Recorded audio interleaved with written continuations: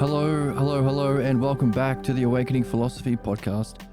I am Jed, and thank you for joining me. We have been using analogy to understand Jesus. Have you heard of that guy? When people are surprised, they call for him. Jesus, they say. That's a little joke. I make jokes sometimes.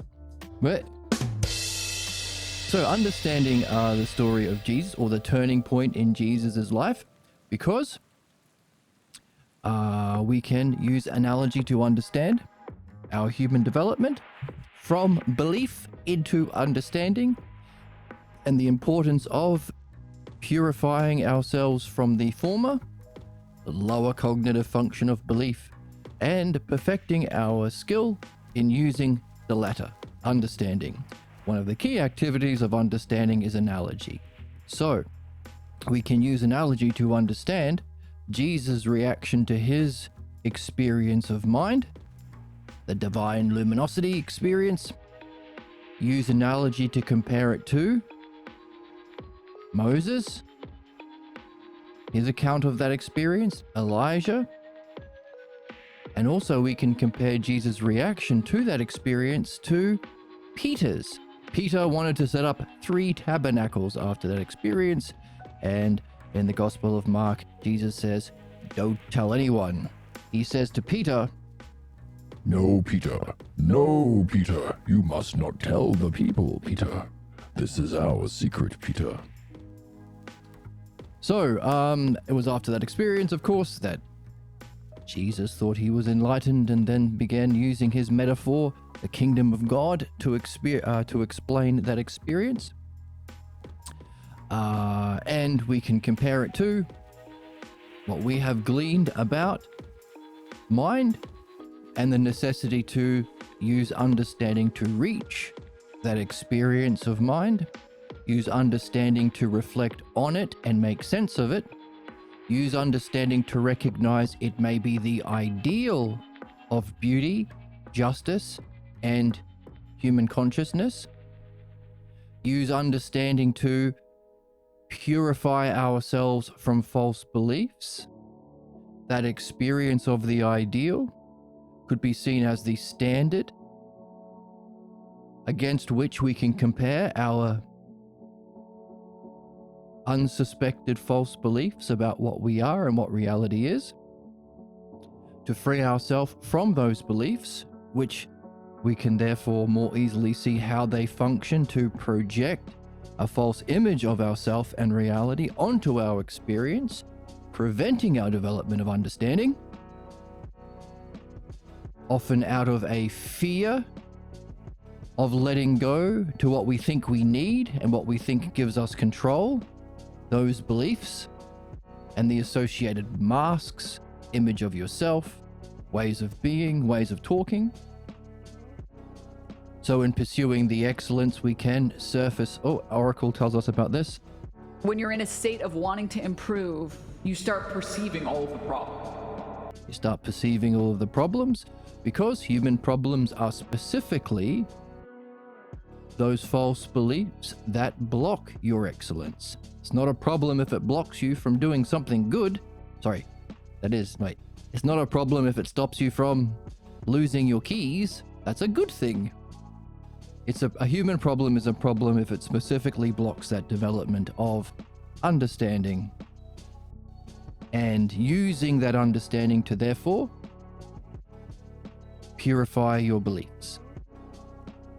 So we can also use analogy to compare everything about understanding to belief. And what we saw last time is when we make that comparison, there's something about analogy that Plato calls a special bond that brings with it something and sends back echoes to the former. By that I mean, when we compare, for example, the one that we've been talking about, the peak experience of beauty and reality and justice itself, the brilliant light experience of mind turning around and experiencing itself as the whole. we can recognize, so long as we're reflecting on it, not with our beliefs. We don't want to say, oh my God, I saw Mary. Now I'm even more Protestant or Anglican. Or, oh my God, I saw Allah. Now I'm even more, whatever, Muslim. In other words, we don't want to use our beliefs to make sense of what's real, or use that profound experience to further entrench ourselves in our false beliefs. But what we can see is, when we reflect on that peak experience, when we use words, it's important to use words. We use words to describe that experience. We come up with words like reality, or it's the truth of myself, or it was a oneness, or it was a goodness, or it was a whole of all parts, or it was infinite, but also self-contained. Limit and unlimit, or unlimited and limit. In other words, we can discover understanding, which uses all of these things as its terms: whole, part, same, different. Beauty has its source in this enlightenment experience. So not only can we discover that and verify it for ourselves in our own experience, so long as we stay in the game that we are learning, we can make an analogical connection to belief, to the lesser, to our problems, to our lesser cognitive function.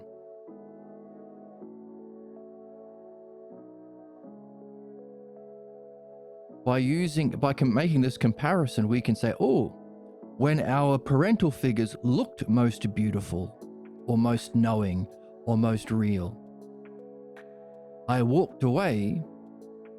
They acted in an unjust way, by the way, to block our development of understanding, to make us a loyal member of that belief tribe, holdover from caveman days.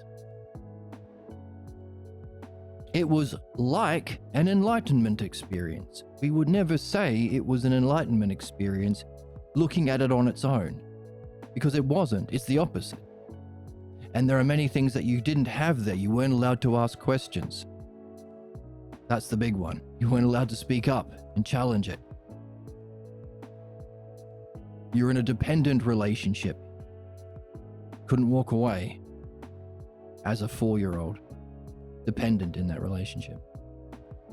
So we wouldn't call it an enlightenment experience, but because there is some similarity between that false appearance or cosplaying the knower that our parental figures or parental surrogate played in that scene, and the experience of divine luminosity, there is some similarity in how it functions to bestow a teaching. One is belief, one is understanding.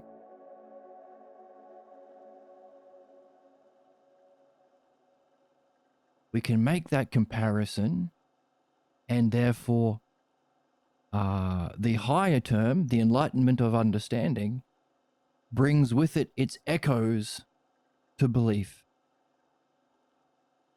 And equally so, vice versa. You could say from that experience, you could start a new way of being, because when we pick up our false beliefs, as Plato describes in his analogy of the cave and the upper world in Book 7 of the Republic, it changes the way of being. It indoctrinates you into a new way of being, different from what you used to be. We used to be following our purpose, exploring, understanding, asking questions, our purpose to understand and discover the self. Until the belief initiation scene, where we say, nope, not in this house. No further than this, bucko. Don't you know what the world will do if you're open and curious? They'll take advantage of you. I don't want that of my child. I'll teach you to suppress that and become a loyal follower of the family tribe. Which is, of course, well, an introduction into a new way of being where you forget the old. We could take that as an echo into what potentially could be the result of our peak experience. We might get an insight into a new way of being that could help us to let go of the old that we thought we needed, that we thought was obvious, that we thought was the only thing available. You might even call it common sense sometimes. So in that way, by comparing two things that have a similar relationship between their terms, we can see something new in both that was there we wouldn't have seen otherwise. Isn't that interesting? And of course, the examples were last time. Whoops, that's the wrong page. Fuck.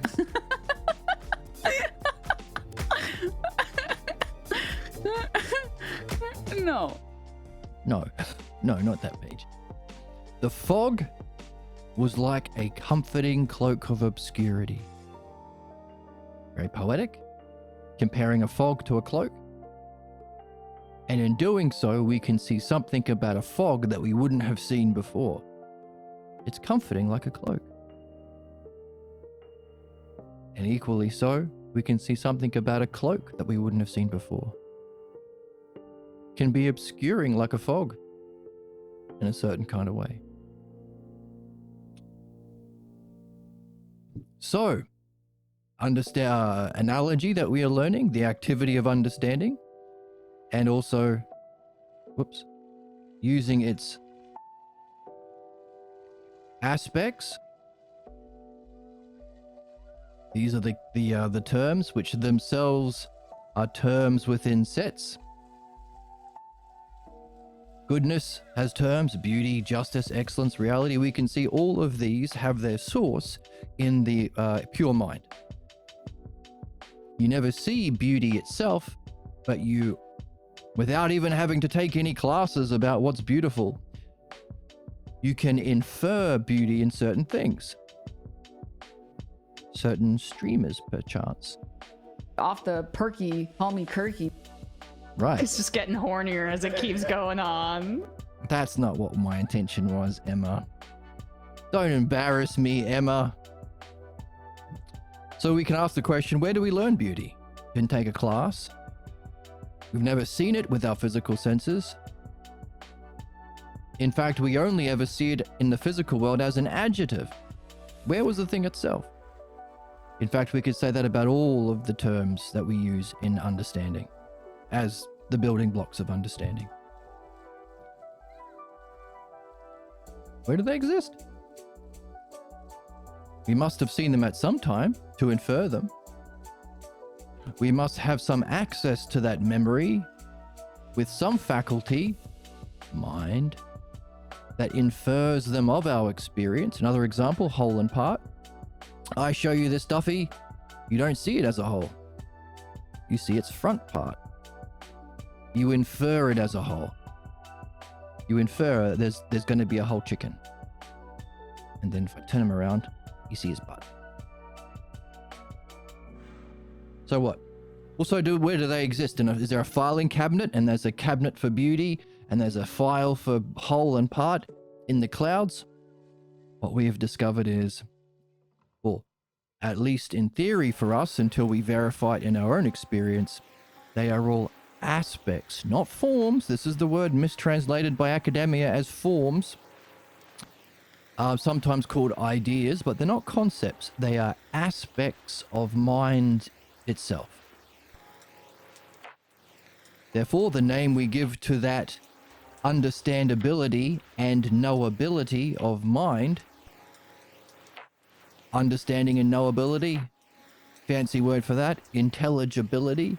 The intelligibility of mind we call the logos.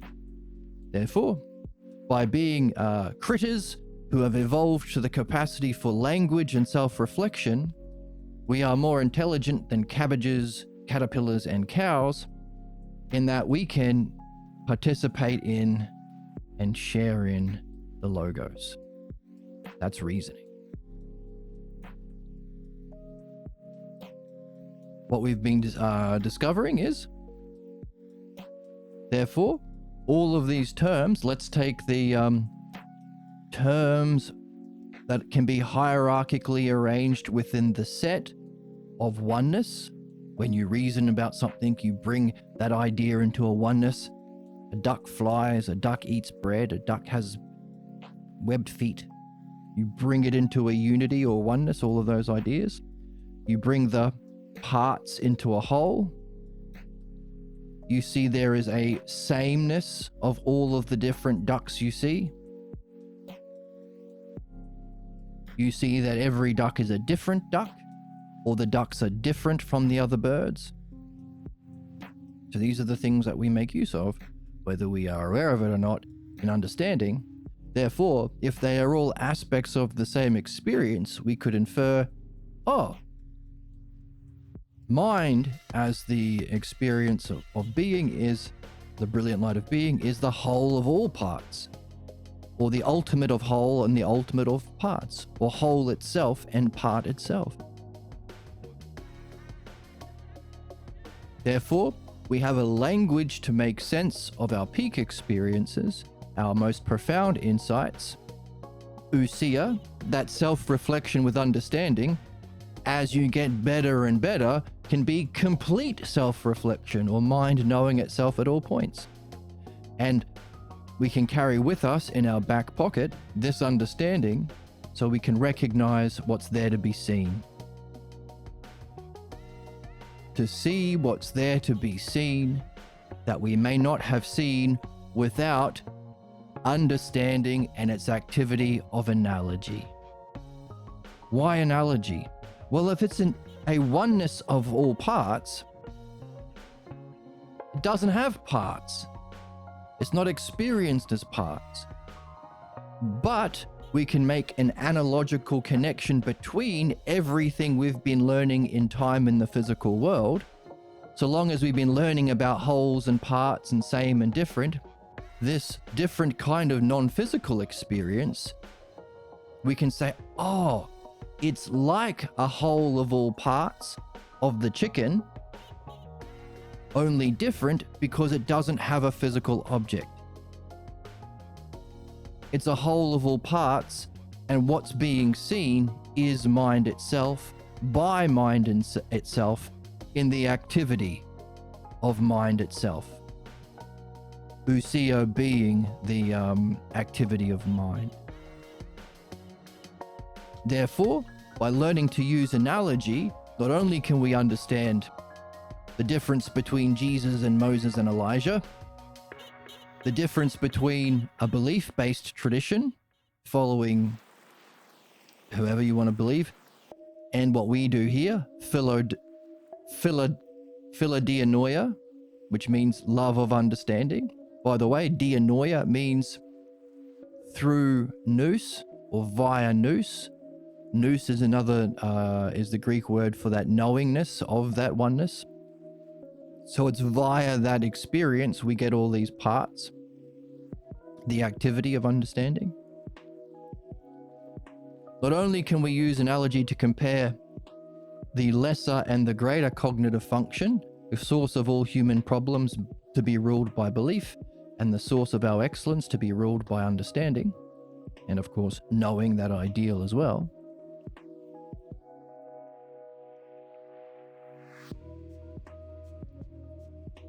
But we can compare our physical world experience of these terms as adjectives analogically to our non-physical or metaphysical, or if you're fancy, spiritual or enlightenment experience, if you're super fancy, experience of a different kind of object, mind itself, and recognize its intelligibility or its logos. We can make sense of that peak experience in a way that Jesus failed to do. Many people who've had this experience have failed to do, but we do not have to fail to do it. We can do it. We've also been using analogy to understand how we make sense, or how specifically we integrate these peak experiences and our learning, practice, nurturing within our own state of being, of understanding, in art or mastery. We've recognized that, hey, this analogy thing, comparing the lesser, a shepherd to a sheep, is like the greater, a king to his people or subjects. I need some coffee.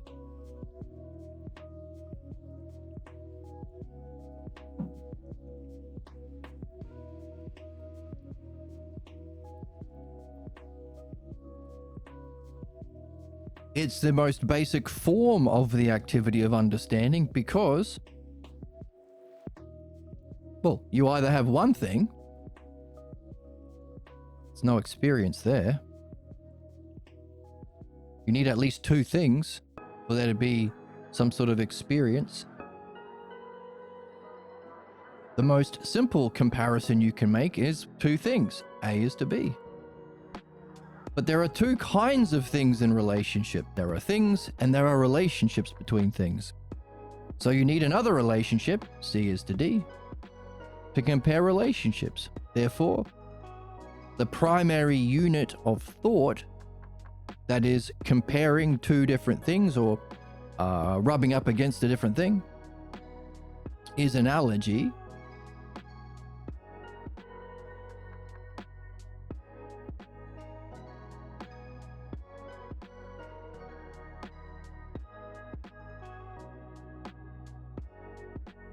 Which gives us two sets of terms, one about sheep, one about being a king. But we can extend that analogy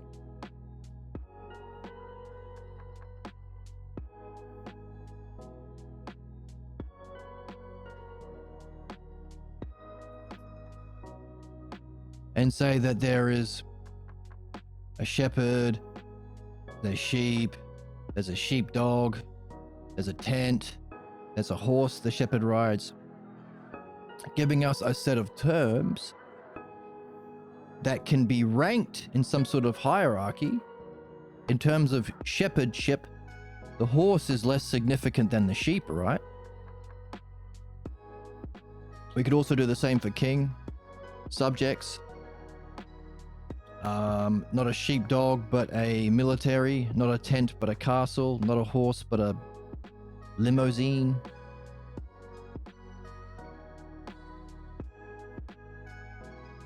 Therefore, within a set of terms, we could hierarchically arrange the order of these terms.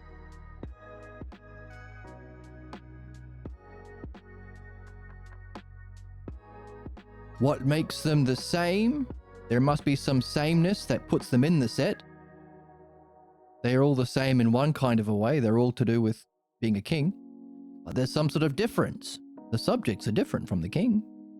So in terms of sameness and difference, we can find a hierarchy of all things within the set,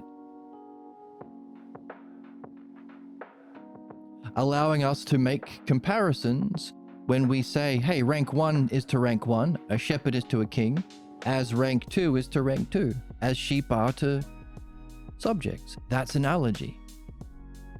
Or if we want to invert that and jump across, we can create similes and metaphors.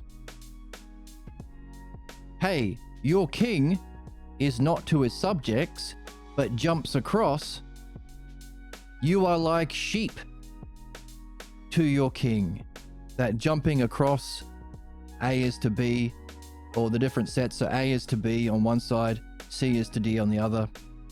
So shepherd is to sheep, as king is to subjects.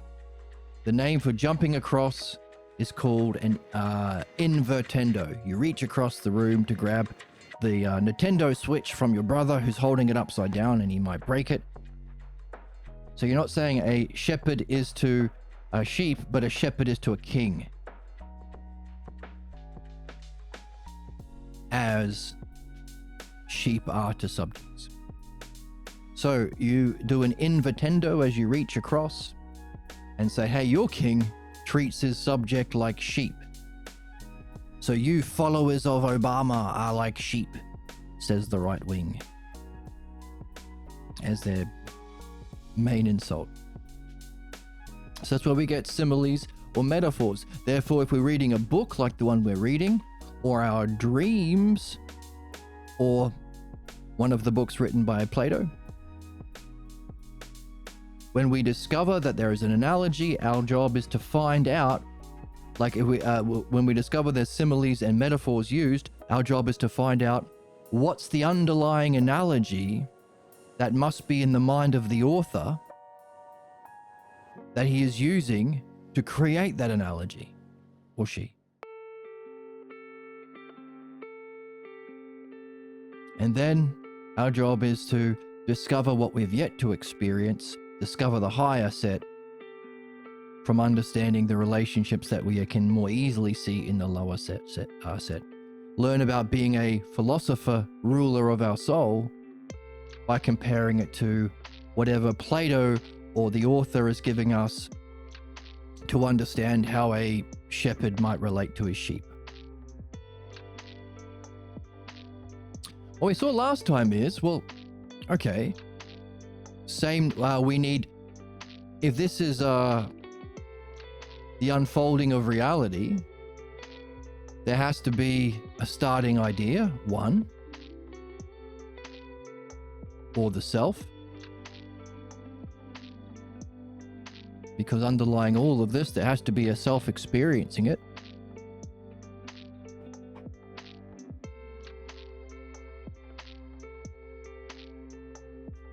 But for there to be creation, there has to be a creation of not the one self, but a one and many. For there to be many terms or relationships.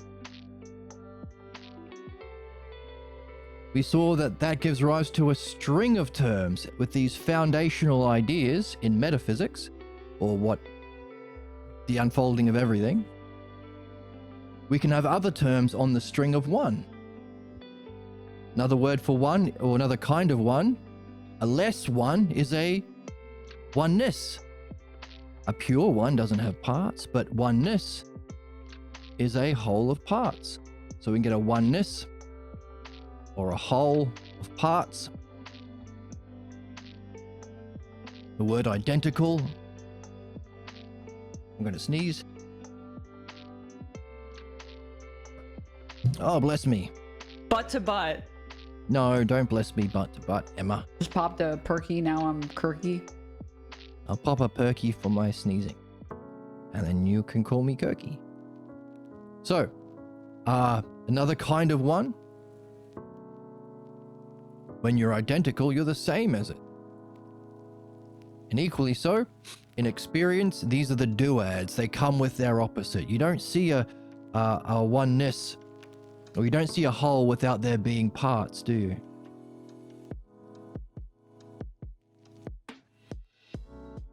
In fact, don't we define parts by a part of a whole? So they're linked in experience. Now, there might be a kind of whole that doesn't have parts.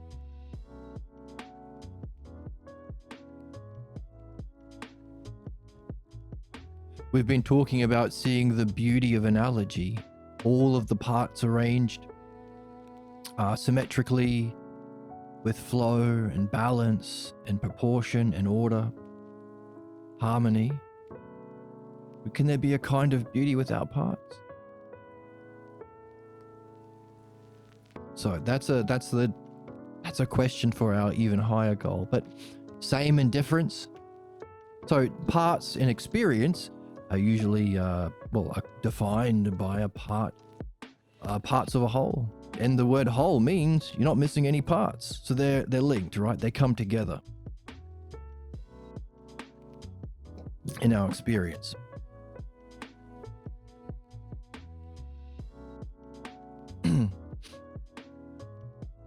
So as this unfolds, it gives us the manyness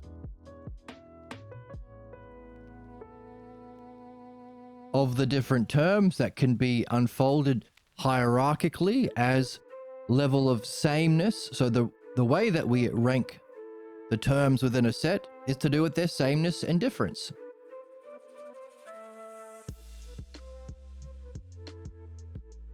How different are they from the giving us sameness and difference has to be against something. Now we have that basketball team of goodness. Because this is the basketball team of oneness, LeBron James's team. We need Stephen Curry's team, goodness. Why? Well, to say that these are same and different, we are implying they are same against some sort of model or ideal.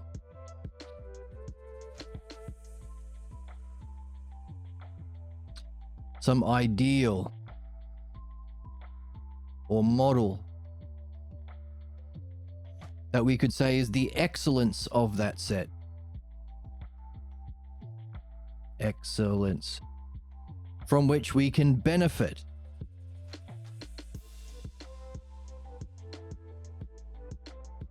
And of course, we can unfold more of those ideas in that chain.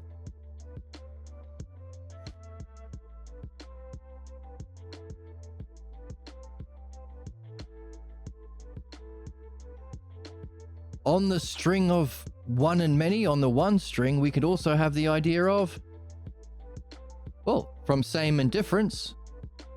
What if you have some same and some difference? You'll like it. Therefore, not only do we now have sets of things within a set in a hierarchical arrangement from an ideal at the top, or standard,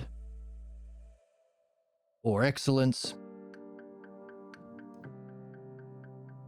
we can use likeness to do analogies.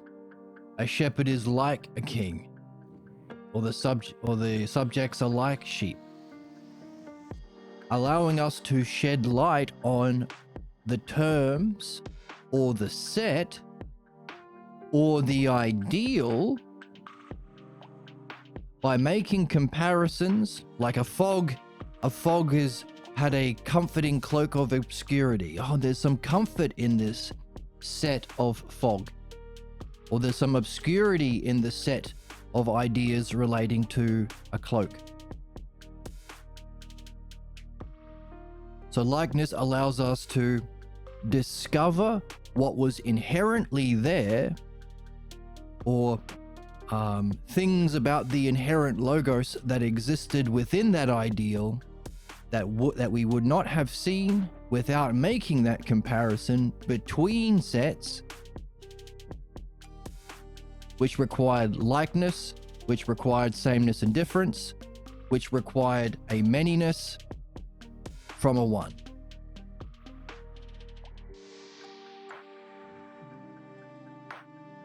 In principle. Now, when we say in principle, this isn't a belief. We don't have to believe anyone. We can reason it through. It's reason itself applied to the aspects and activity of reason itself. The things and relationships, the activity, or the aspects, things, the activity, the relationships of reason itself, of intelligence itself. That's metaphysics.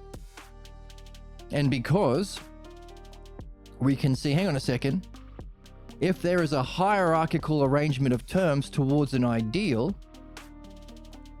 that means the more like the ideal, the more we become less different than it, using the idea of difference, and more the same as it. So we're climbing the string of one to the point that we are identical or completely the same, no different from the ideal. And when there are two things that are the same, we call that identical. There are not two things anymore, it's just one thing. Therefore, we are seeing through simple reason itself, using the simplest of terms, how we can move from wherever we are at. We can recognize what ranking we are at through understanding, so long as we're reading these kinds of books that allow us, that ask us the right questions to discover these analogies so we can figure it out for ourselves. But through the principle of likeness, we can, well, not only is there an unfolding of terms, but there is a return. Therefore, the ideal of humans, or what we've been talking about, mind itself,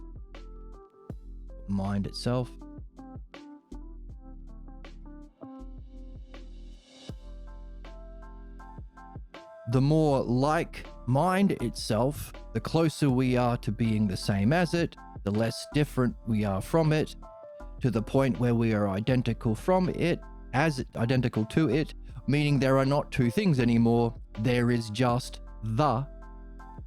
The means the one, the mind, which is, of course, that peak experience. So through understanding and our development through reading and reflecting and applying our understanding.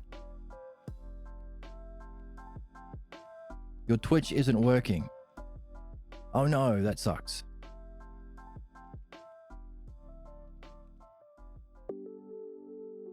Is it me? Is it because I'm not streaming, or is it on your end? Sylvia, roll here. So, back to it. So, through likeness, we can become one with the mind, which is the spiritual experience. Therefore, understanding itself without any recourse to belief or anything in the physical world, because all of these terms we see only as adjectives in the physical world. By reasoning about reasoning itself, we have discovered the map or model of spirituality. Not a spirituality among many, but the spiritual method of understanding. We can therefore recognize this as the ideal, let's zoom in a bit more. We're at 1. Let's make it bigger.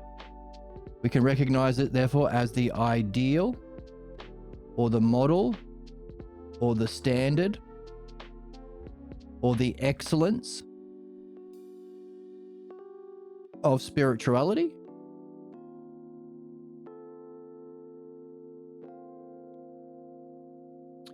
We'll call it, which is called, of course, philo, which means love, dianoia, love of understanding. Why? Well, there has to be some desire within you to develop. There's your love, something inspiring you to stay in the game and talk about this with your friends. And understanding is the activity that we benefit from. Therefore, we could create a set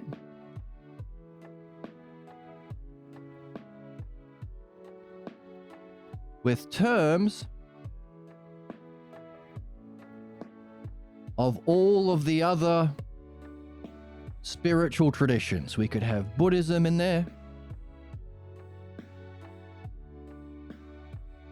Buddhism,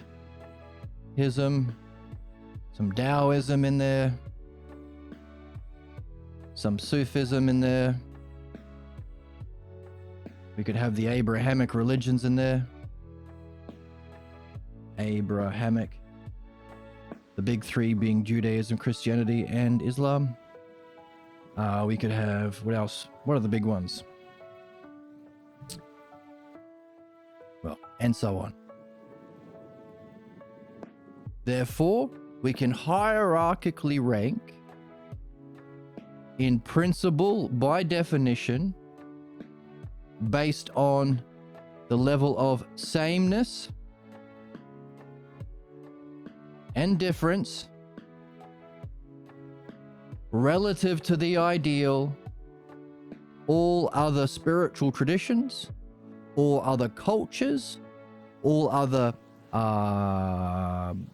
because this isn't just the excellence of spirituality, this is the cognitive functioning of man, because understanding is also, learning and stuff like that. The excellence of spirituality. So we could also use the same ideal and create another set of terms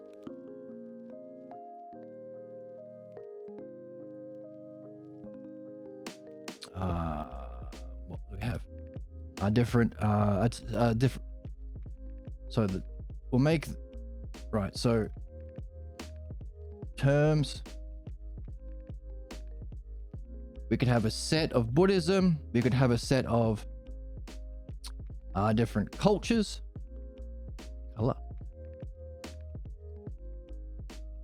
Cultures as the set. Different parts of history, times of history. What we call that? Different ages of history.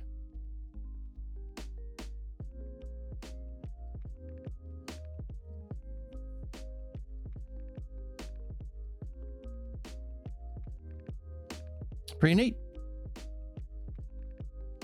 What we've been reading is this could, we could even go further and say, hang on a second, everything in the universe, everything in the universe or cosmos, universe, could be the set. Because all things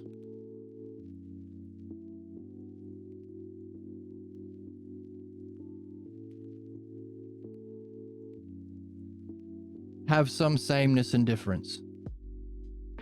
There must be a way of seeing all things as sharing a sameness to put them in the set. They're all things, aren't they? They at least have that. If they're a thing, they participate in one in some way as being one thing, but there are differences because they are different things.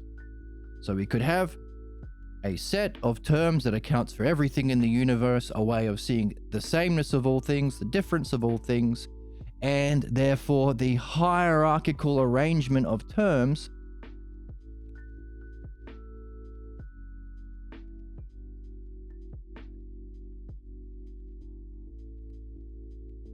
to account for the development of all things. What we've been seeing is this development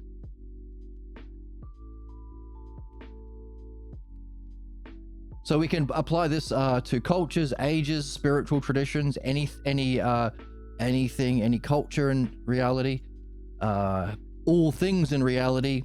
But we can go one step further and do the most meaningful thing and say, how does it apply to you? Yourself.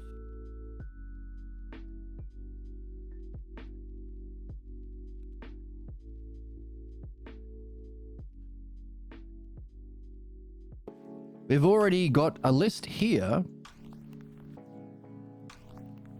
The aspects of mind, different sets, whole, part, same, different. They are under the basketball team of oneness. LeBron James as the captain. Stephen Curry is team goodness, beauty, justice, excellence. And Allen Iverson is team truth. He has 3 members on his team, lesser, greater, and ultimate. The principle of creation, the model, and its copy. Or cognitive functions, understanding is the greater, belief is the lesser, and our job therefore is to wonder about, well, what's the is there a cognitive function beyond even understanding, or a higher kind of understanding? Before we get to that, last time we asked, well, hang on a second, we can have what's the ideal? Well, difference of, or the amount of difference from the ideal. Difference and sameness. How much are you the same as the ideal? How much, hey, in basketball they say building a team around the number one player. We build a team around Stephen Curry. We want players who drive to the ring and then pass it off, make some space so he can do his 3-pointers. So Stephen Curry is the best. But we can also say, hang on a second, while we have the ideal captains of the team, that is the ideal that give the terms within that set, its standard or excellence, we could have a set of sets. Because these three sets are also three things. And they have a sameness.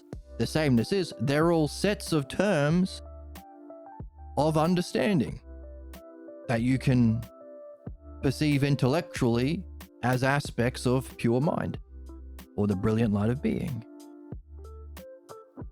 So how would we rank the sets hierarchically? And the word we are using for that, or the ideal of mind, or the highest quality of mind, is its intelligibility. For there to be sets and ordered terms within the sets, there has to be a principle.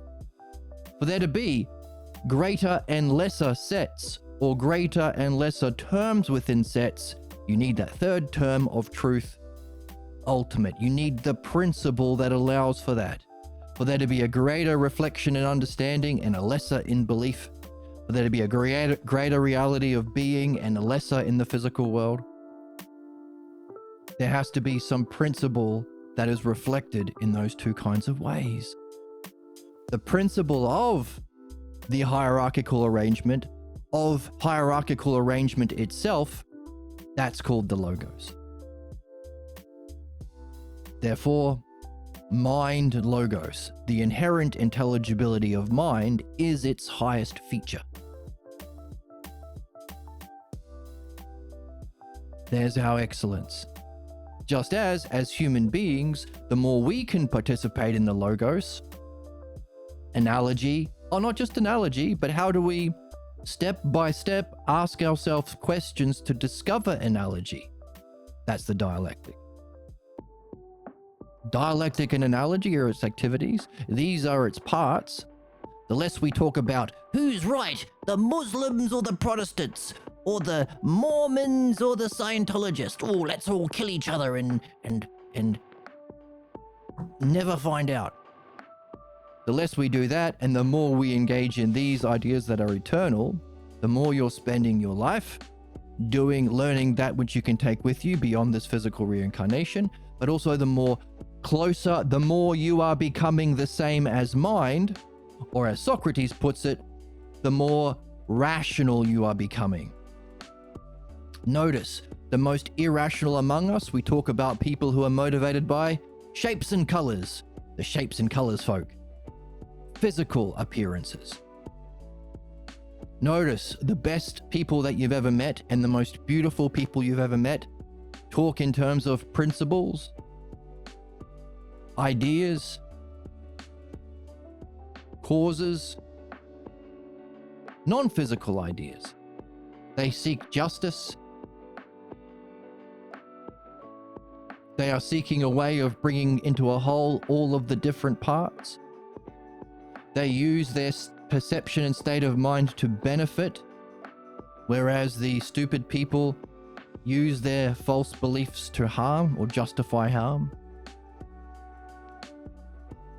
Therefore, all human beings, not just all of these terms and sets, all of these terms and sets can be hierarchically arranged according to the ideal, the logos of mind, but also all people. Yourself, or all, whoops, too thick. That's what she said. Dumbass. Hey. I'm so unsettled. I am so unsettled. It was just a joke. This is why I love this channel, man. Because we make jokes. Just popped a perky, now I'm Kirky. Now we're all popping. You are perkies. beautiful and everybody loves you. Thanks. All people are made, or all intelligent life,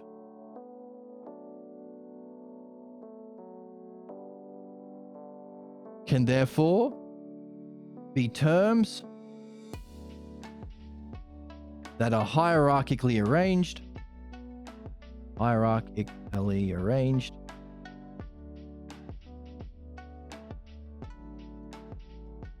according to sameness and difference, or likeness, or likeness to the ideal. What we've discovered is that ideal is the logos of mind. That's what makes us more intelligent, rational, insightful, perceptive. It's the model. There's the ideal.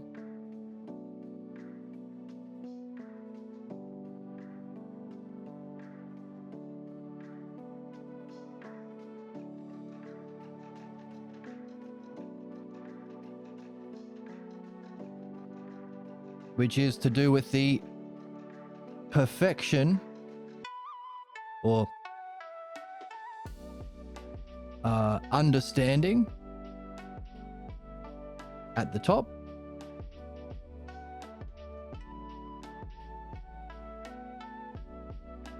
in terms of functioning,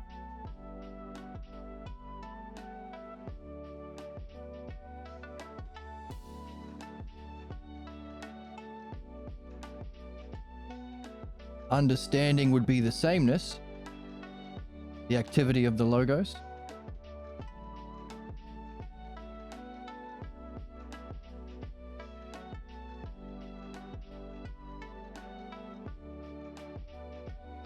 And belief is its difference.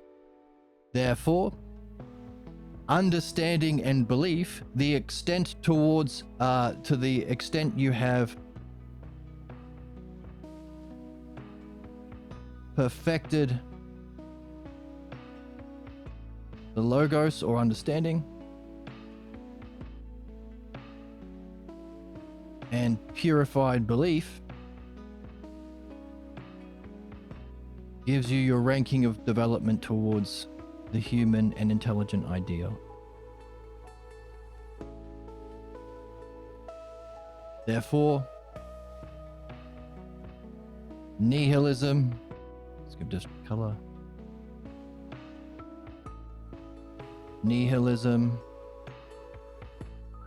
reductionism,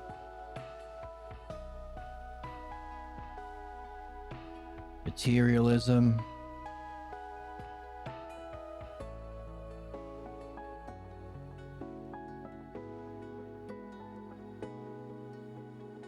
all of the different beliefs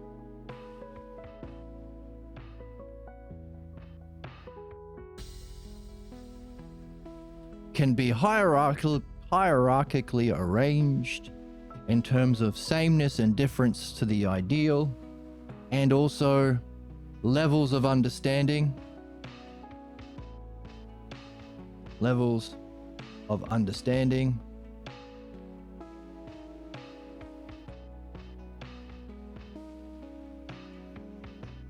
Which is obviously enhanced or perfected by experiences or depths of experiences of mind itself or of the ideal. So the more that you can experience mind, the more you can purify your beliefs so you can experience it in more depth without fearing losing yourself. Oh no, this is so different than what I think I am. I don't want to die. Well, not if that's not what you are. The level of purification of your beliefs that tell you that you are different from that allows you to have it, have depth of experience of the ideal.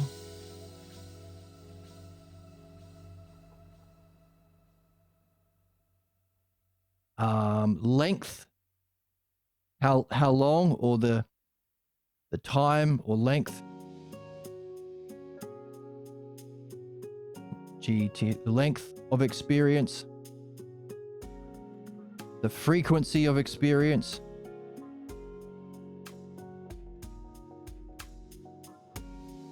the more of the integration of that experience.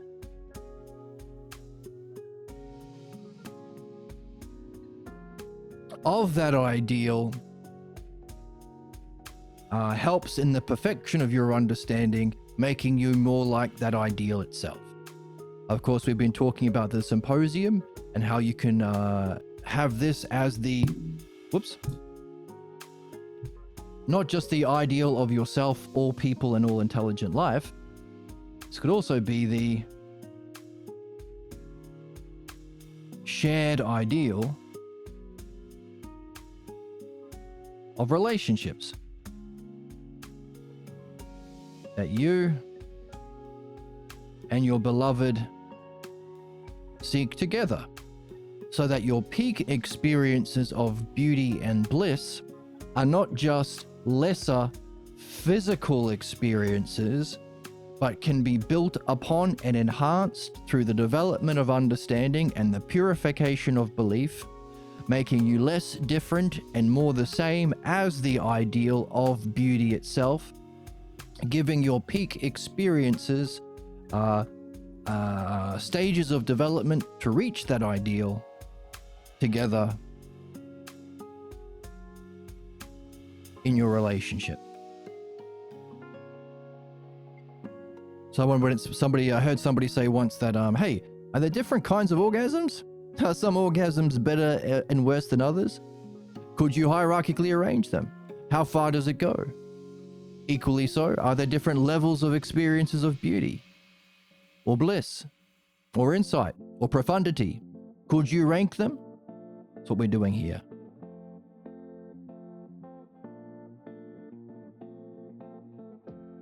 States of mind. States of mind.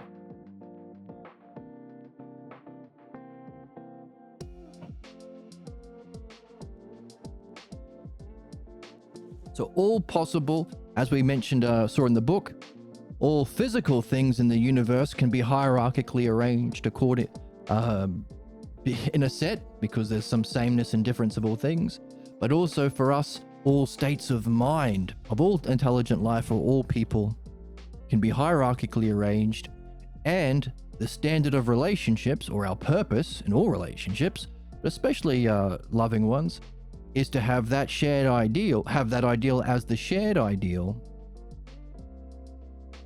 that you seek together. And it's the reflection of that, those peak experiences with understanding that helps develop the depth, the length, the frequency, and the integration of that experience into your state of mind and state of self. Both. Why both? Self's not the same as mind. Someone who thinks their peak state of mind is the self would be at one of those stages of evolution or development. So, analogy has helped us to understand reality and how it unfolds using the simplest of terms, without any appeal to opinions, beliefs, authority figures, or physical things at all. Therefore, this is true for any universe in principle, any culture, any galaxy, any multiverse that can exist. These would be necessarily true. You don't have to worry.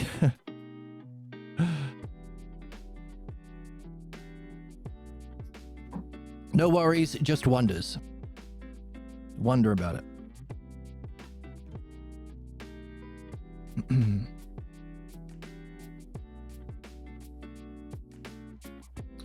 So all things in the universe, it's the logos of mind is also, or philodeinoia is the model or excellence of spirituality, but also education.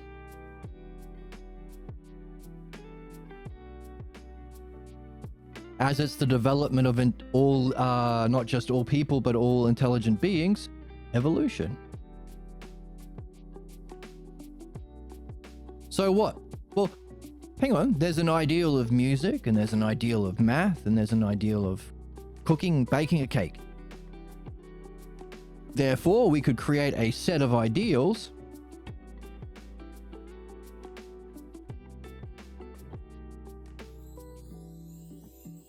Let's make some space. We could also therefore create a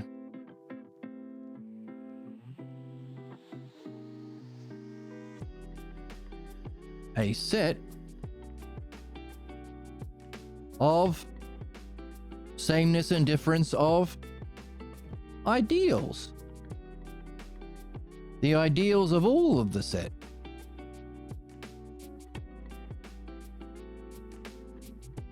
The ideal of a ship captain. The ideal of a shepherd, maybe below the shepherd. The ideal of a physician. The ideal of a mechanic. The ideal engine that he has to perceive for him to judge, mechanic.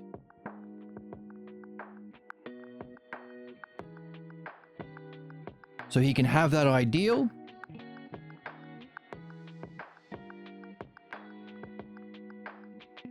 And then we can wonder, what's the ideal of ideals? You can have the philosopher in here, maybe? Question mark? What's the ideal of the philosopher?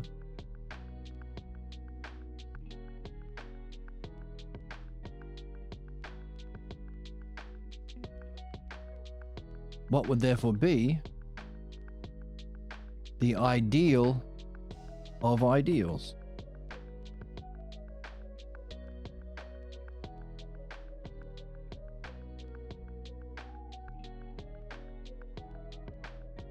Is that the logos of being? Or if that's the greater, is there an ultimate?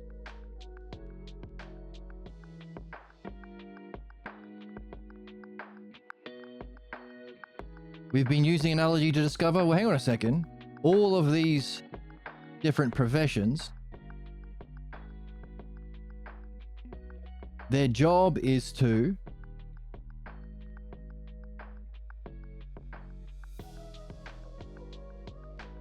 know or develop knowing of, know the ideal, judge in terms of sameness and difference,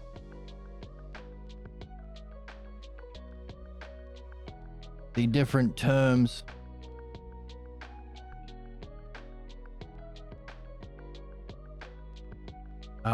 the terms in relation to that ideal,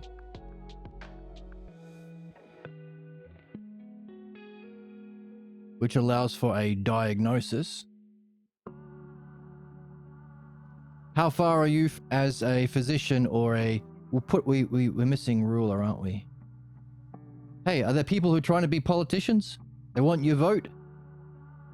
What must we ask them? Hey, for me to pick a mechanic, I have to judge how well he has a knowledge of, or image of, or vision of, whoops, the ideal engine.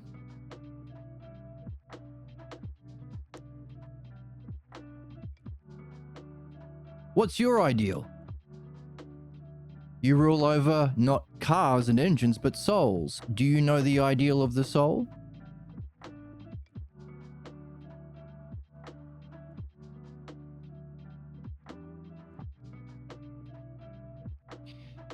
If you are to set the conditions or activities of a city, now a physician gives activities or sets conditions for an individual to reach their physical ideal of physical health.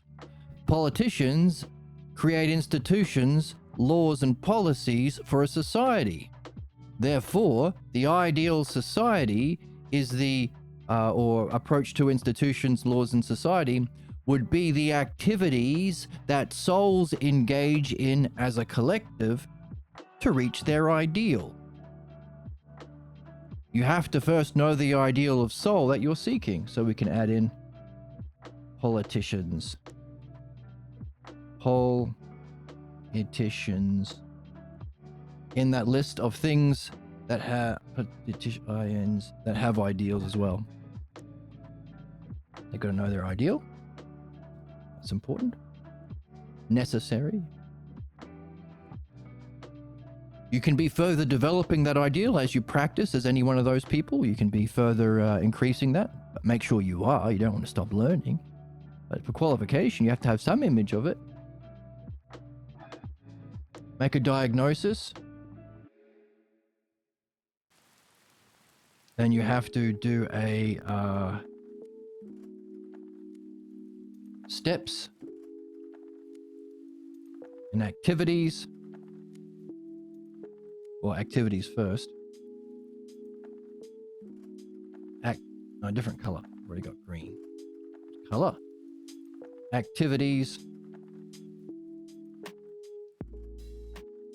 with steps and stages to close that gap. Close the gap between where you're at and the ideal. Less difference and more the same.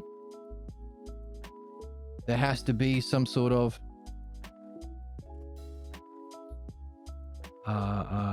testable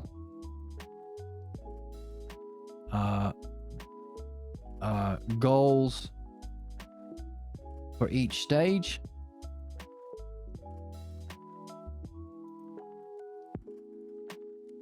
And successful conclusion.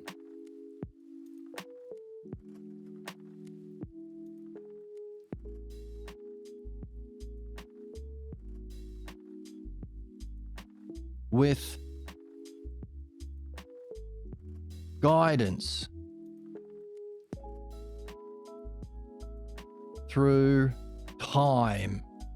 You have to be able to predict what will happen through time.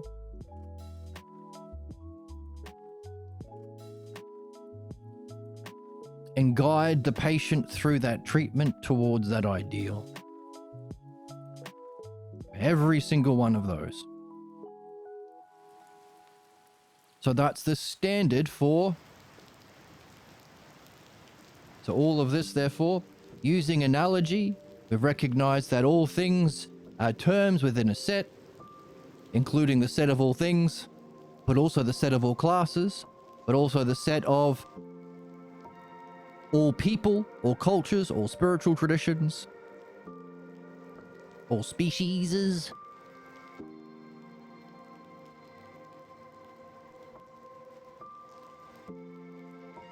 In fact, we can conclude in principle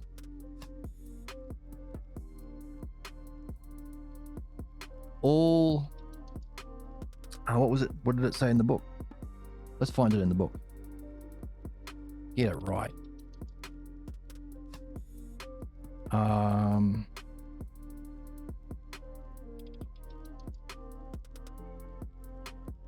All things that have a perfectible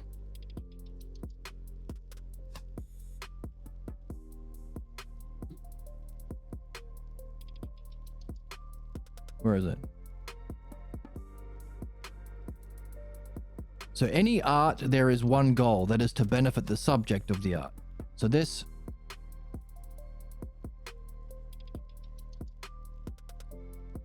is all, this is what bestows benefit. There's our funny word, bestow.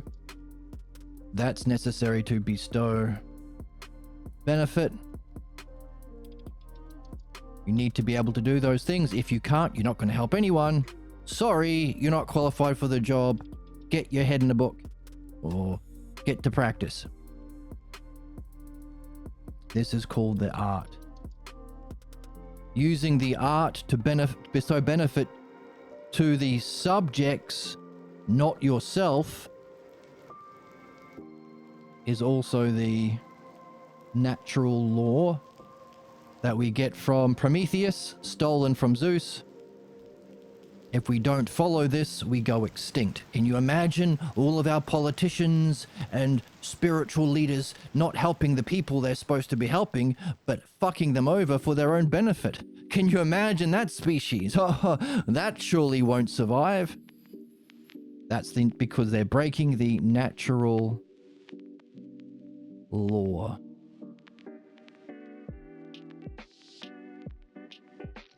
The subject benefits when he's brought closer to the ideal. For each art, insofar it is an art, has a particular benefit or excellence that it can bestow on its subjects. Each art has an ideal, and the practitioner of the art uses the knowledge of the art to close the gap between the condition of the subject and the ideal of the art. Consider this. Would you say that for every ideal of man, there should be a corresponding art to bring man to that excellence or perfection? Then, if man is perfectible, should there be an art that perfects him? What's the name of that art? So we could also ask that politician, what's the name of your art that you have been learning that allows you to perceive the ideal of the soul, make a judgment and diagnosis of where someone or some society is currently at relative to that ideal? Use your knowing of that ideal and understanding of its aspects to bestow the particular benefit or excellence of that ideal, only to benefit the subjects and not yourself, and also guide your subjects through that treatment process. What's the name of that, and who did you learn it from?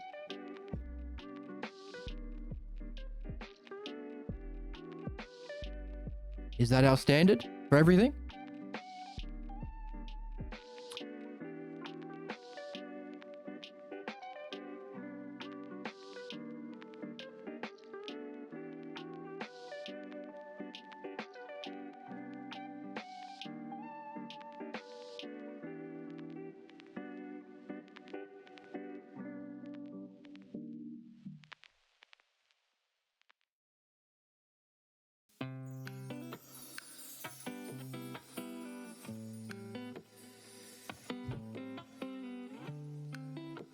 There has to be. Therefore, in principle,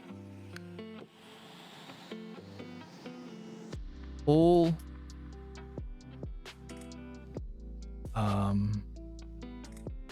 was it all areas of perfection? All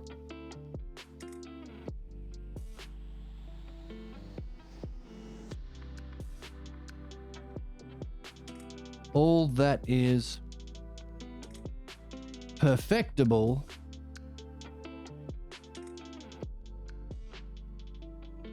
therefore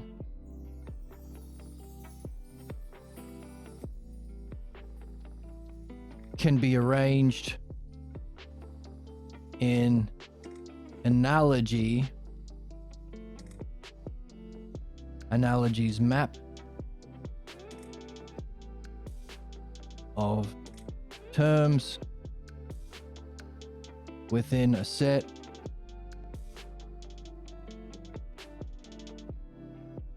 under an ideal with its corresponding excellence.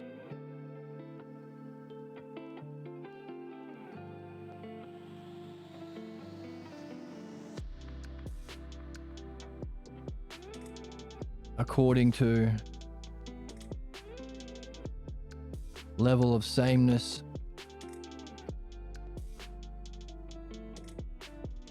and difference.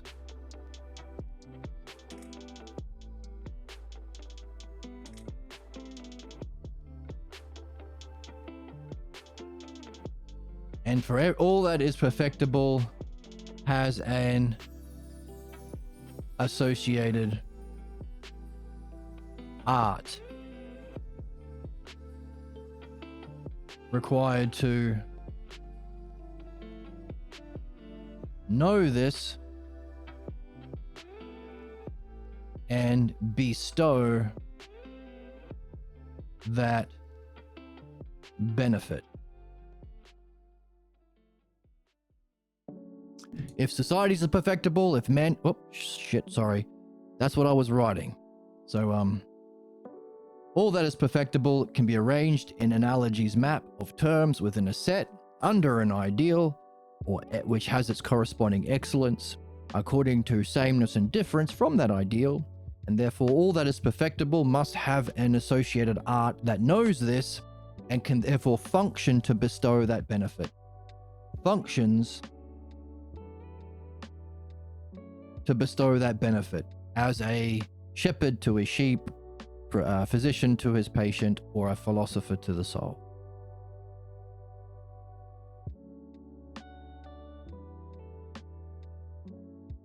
Hooray.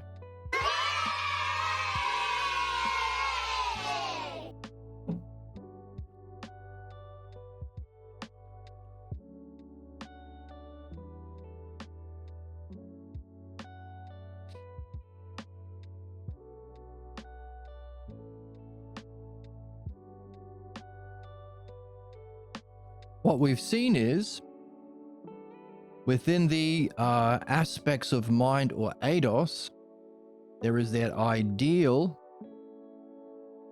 of mind called mind logos.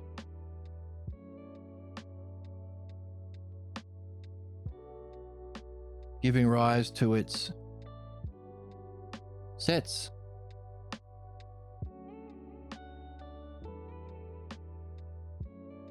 And terms.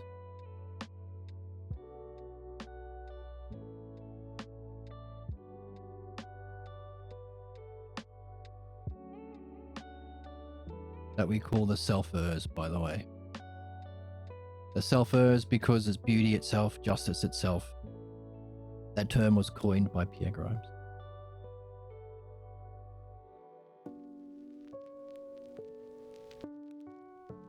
We saw that this is therefore also, this ideal of mind or self-logos is also the ideal of spirituality.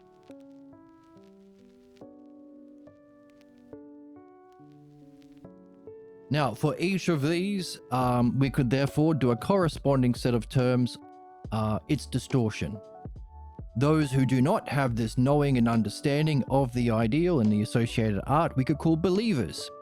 So the corruption of the ideal of politics, conservatism. They don't have that ideal, they just have their beliefs. They don't function to benefit the subjects, they function to benefit themselves. They don't judge in terms of sameness and difference towards that ideal. They judge in terms of who can help, who can benefit them personally, and they can't make a diagnosis and offer the treatment and guide through that treatment.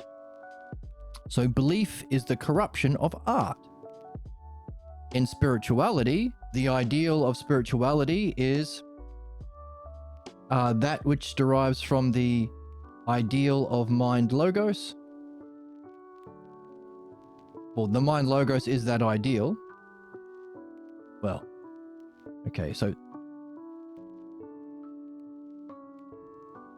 the ideal of mind logos,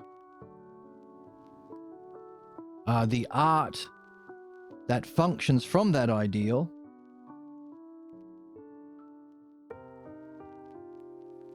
the love of dianoia, the love of understanding.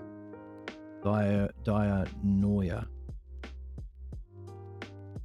This kind of understanding, the understanding of understanding itself without specific physical objects, transcending.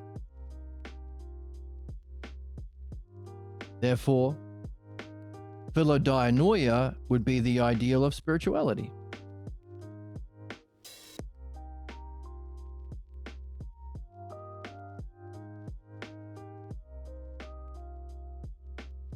Because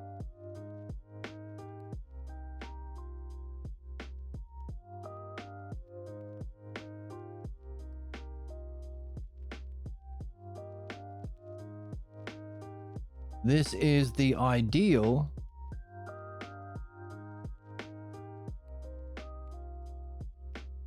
of all sets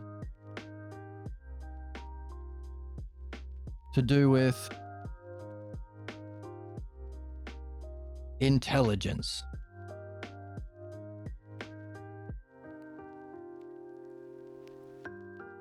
Which of course is a expression of or development of life.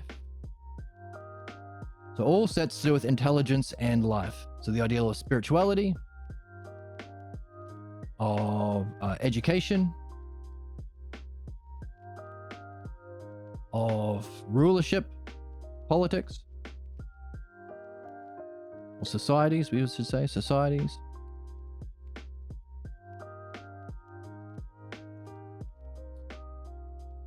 What else? This to move through the stages of evolution, to care for our planet and our life.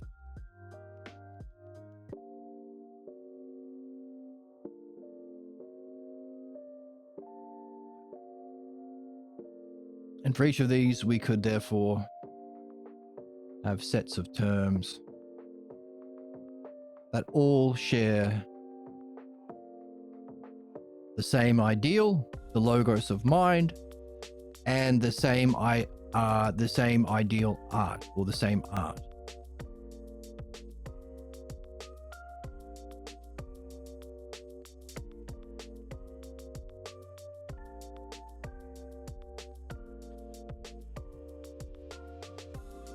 But if that's the ideal, or the greater of all of the arts, or the excellence, the greater excellence of sets, the greater excellence of ideals, the greater excellence of art, rulership, leadership, what caused it? Or, using understanding itself to ask that question more accurately, what's the ultimate excellence? So if the logos of mind is the greater experience of beauty itself, justice itself, reality itself, excellence itself, art itself, guruship.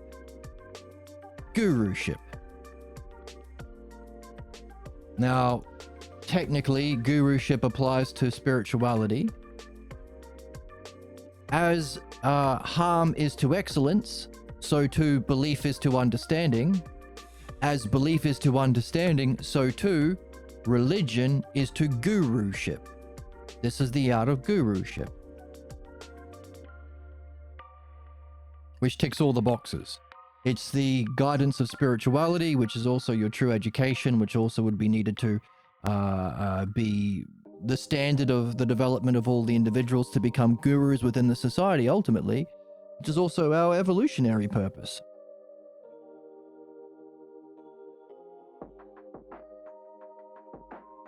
Those that can know and apprehend also through not just direct experience, but understanding that ideal. The mind logos, or the inherent intelligibility of pure, brilliant light of being, consciousness itself, reality itself, eternity itself. It's all of what we can look at it and say, hang on a second. Well, if it's the greatest of both, is everything in time out of time? Oh, that's technically the ideal of evolution, that everything in time is seeking and will fulfill in its conclusion. Out of time, the perfection of in time.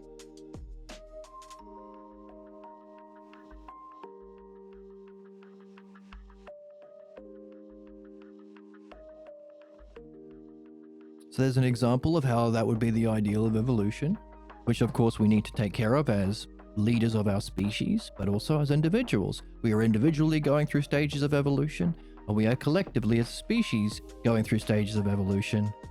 This philodianoia, with the logos of mind as its ideal, and the art of dialectic and analogy, and applied to remove it, to reach the greater, and philosophical midwifery and analogy to remove the lesser, would be the ideal of all arts.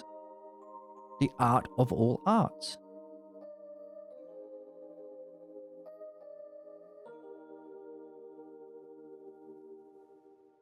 But what caused that? If Philodianoia, therefore,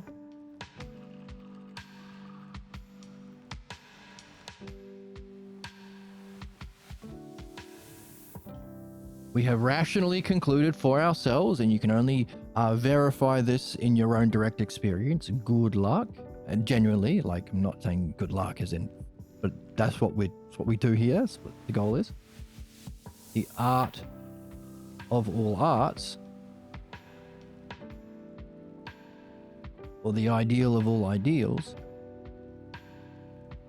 What caused it?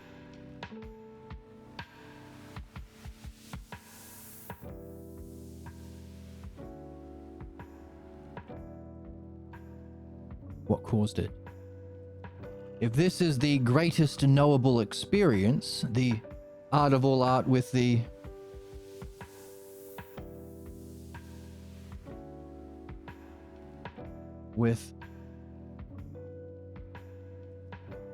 ideal of all ideals, or the ruling term within the set of all sets in terms of all set of all sets, including all terms, the ideal of all ideals,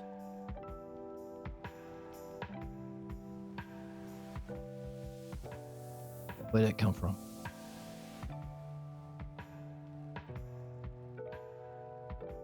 Its cause.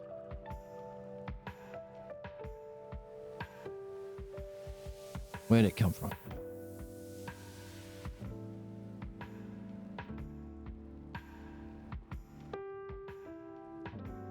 Well, if this is the greatest knowable experience, being the ideal of all ideals,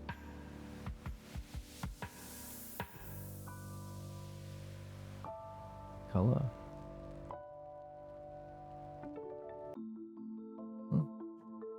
Your space, yep.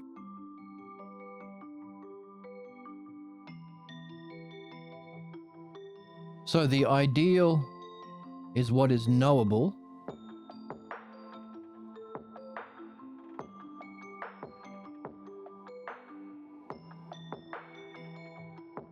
What is knowable is apprehended in direct experience.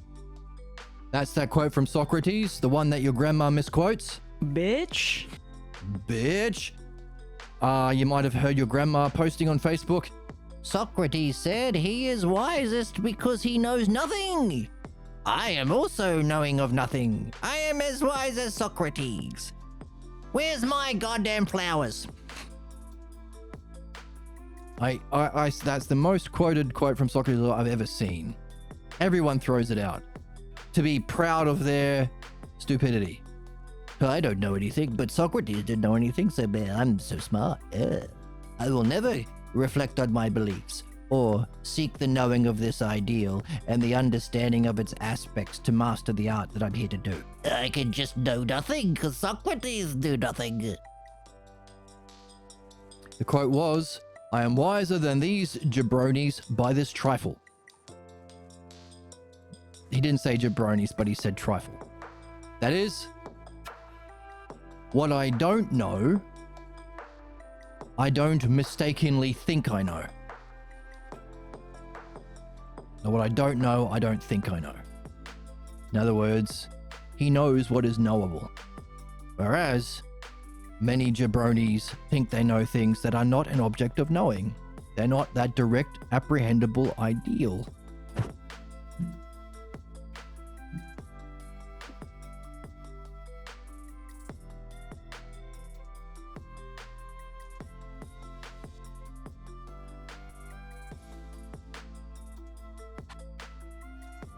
Okay, bit more volume than these ones. Yeah, they're pretty good. Okay, I think I might have to go with these ones. So knowable and direct experience, that's our enlightenment experience.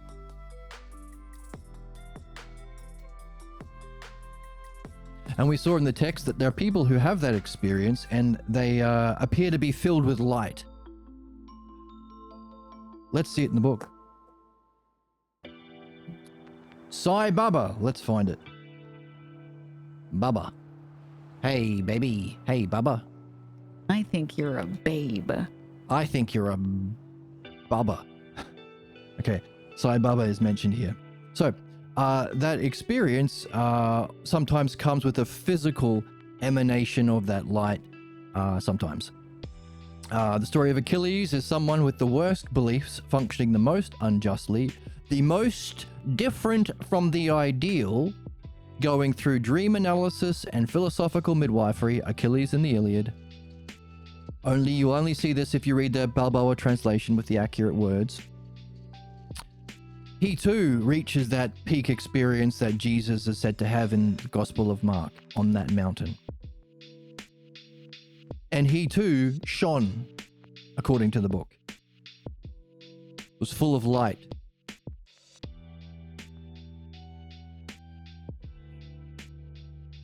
Sometimes manifests physically. I don't know.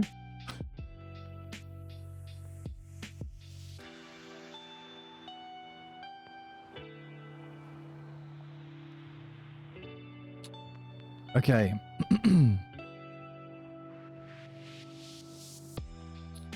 Let's find it in the text.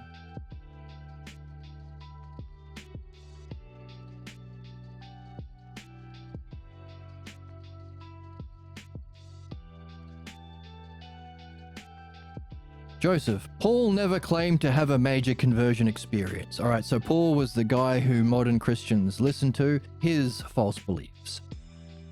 He was a guy who murdered Christians for fun and decided, screw Jesus, God says I'm the guy actually. And everything Paul says was in contradiction with Jesus. All of the things that you can read in Rupert Bultmann, the Commegia, the precepts of Christianity. You have to believe in this, and Jesus will come back, and then the angels will defeat the devils, and then you'll be seated at the right hand of the Father, and you have to believe he magicked from the dead. None of that was Jesus. It's all Paul. Now, some people say, oh no, he was bad, but he actually became good, by magic. He had a major conversion experience when he realized it was bad to murder people. For fun. And Joseph claims, hang on a second, Paul never claimed to have a major conversion experience. That was Luke, who claimed Paul had a conversion experience. Compare each point Paul makes in the Galatians about his experience and his teachings, and examine what Luke says in Acts about that conversion experience. These are books of the Bible. There are 3 references in Luke. Check and compare them, and you'll find that they can't be reconciled. Indeed, Luke wrote around 85 AD and interpreted what he believed must have been Paul's experience. He interpreted his own made-up stuff about what he believed Paul must have done. However, it must have occurred some 50 years later. But Paul never claimed that he had a convergence that Luke describes. Why does Luke say that Paul had an experience that Paul himself never said he had? Surely, the most compelling argument against Paul's version is merely to reflect on the significance it would have had for Paul if he had mentioned it. Why didn't Paul talk about it? Then you will consider the significance of those experiences. It is altogether impossible to understand. If Paul had such experiences, why had he never mentioned them in his letters or preaching? For Paul was always intent on establishing his authority with others. Now, we've also seen is those experiences of mind don't mean you understand it, and it's not the same as removing your false beliefs.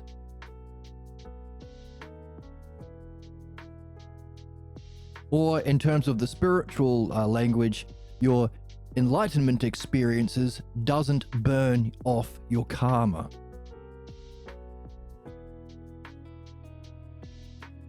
Many people have gone to music festivals and taken a lot of acid and had these experiences. They ain't free of problems. Many spiritual gurus in Buddhism and Taoism and all sorts of isms are jerks with problems. Famously, many churches are filled with people with all sorts of wacky problems and deviancies from the ideal. But not only did Paul not have such an experience, that was Luke's claim. The conversion on the road to Damascus. Doesn't mean shit. In fact, as with the story of Jesus, it could have a negative effect, or many of these people, it could have a negative effect of further entrenching yourself in your false beliefs, if that's the only language you have to make sense of it. Good thing we're developing the language of, well, Logos, the language, to make sense of our most profound experiences and how we can integrate them. Well, how we seek them in our relationships, how we make sense of them in our aftercare of our peak experiences, but also how we integrate them into our way of being as an art. So everything we've been learning about what's involved in an art is our way of integrating it in our way of being. What do you do with it? Oh, it's your ideal. Of what? Well, so this is, if it's the ideal of ideals, the ideal of Philadelphia. What you love, you fall in love with it if it's beauty. But not just philos, dianoia. Oh, it's also the standard and model of excellence of understanding. Oh, so it's your model of consciousness to help all conscious living beings develop, functioning beneficially or in your excellence that benefits justice. And my fan is rubbish. I need to turn on my little fan. My ceiling fan's not good. So, I think you're a babe. let's go on to the babe, Bubba. I couldn't make that connection. The woman? Ugh. Hey, don't say that about her. Fuck. All these people are so stupid. Well, they are wacky today, aren't they? The dumbest amongst us are like public intellectuals. It's great. No, it isn't great.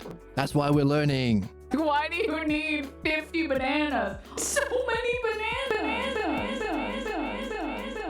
Right, we need smart people who know how many is so many bananas. I'm so unsettled. I am so unsettled. It's just a banana. I don't want to eat a monkey. Don't eat a monkey. Bull testicles. I'm eating the testicles of this. I'm eating the testicles of this bull. And I'm eating it raw bull. This is raw buffalo bull. Calm down, everyone. I'm trying to be sensible and serious and do important things. And you're all distracting me with your wacky nonsense. It's not my fault. Right, so Harry says, Harry, who is heavily invested in modern Christianity or Paulinism, what makes you think that never happened? How can you sit there and say that? Were you there? You weren't there. Luke was. Joseph says, no, Luke wasn't either. He says he compiled his account from studying other sources, but he wasn't an eyewitness. Why would an eyewitness copy 60% of Mark's gospel? That's the idea. Mark seems to be the original gospel. Mark copies like 60. I think Luke copies like 90% or more. Anyway, assume Paul had the experience that Luke and John seems to be trying to justify Paul. Team Paul. Team belief. By the way, why would it have been ignored by Paul? What reason would he have, or anyone else for that matter, for not mentioning it in his talks, especially those he had with the apostles of Jesus? If he told them, don't you think it would have been included in the epistles by at least one of the apostles before Luke mentions it? Paul said he didn't receive any direction or gospel from any man, yet Luke said that after Paul's light experience, he was given his mission by Ananias. Further, and then Harry says, wait a minute, I've heard too much. So that's enough for us to go on, to recognize that this peak experience of divine luminosity, or ousia, mind knowing itself, Luke is saying Paul had, Paul didn't. Luke is saying, hey, after that experience, this other guy, Ananias, came along and said, you are being given a mission from God. You are the real Jesus. People should do what you say. And Paul said, no, I wasn't told by anyone. So Luke got that wrong too. And also we know that, who cares? Even if he did have a peak experience, it doesn't mean anything. It can be bad for a lot of people. Have they not been going through philodianoia, learning understanding, and also learning the dialectic and analogy to understand it and to discover the blocks that get in the way? As the Oracle tells us, When you're in a state of wanting to improve, you start perceiving all of the problems. start perceiving the problems. You have to be seeking that excellence to surface and perceive, well, to surface the problems, but also perceive them. Harry's had enough. Harry says, wait a minute, you've got it all backwards. It wasn't the... Ooh, we got Harry. Bring him up. Let's bring all their critters back. Where's Aaliyah? Here you are. Now you sit down, and where's Harry? There he is. Harry, stand up.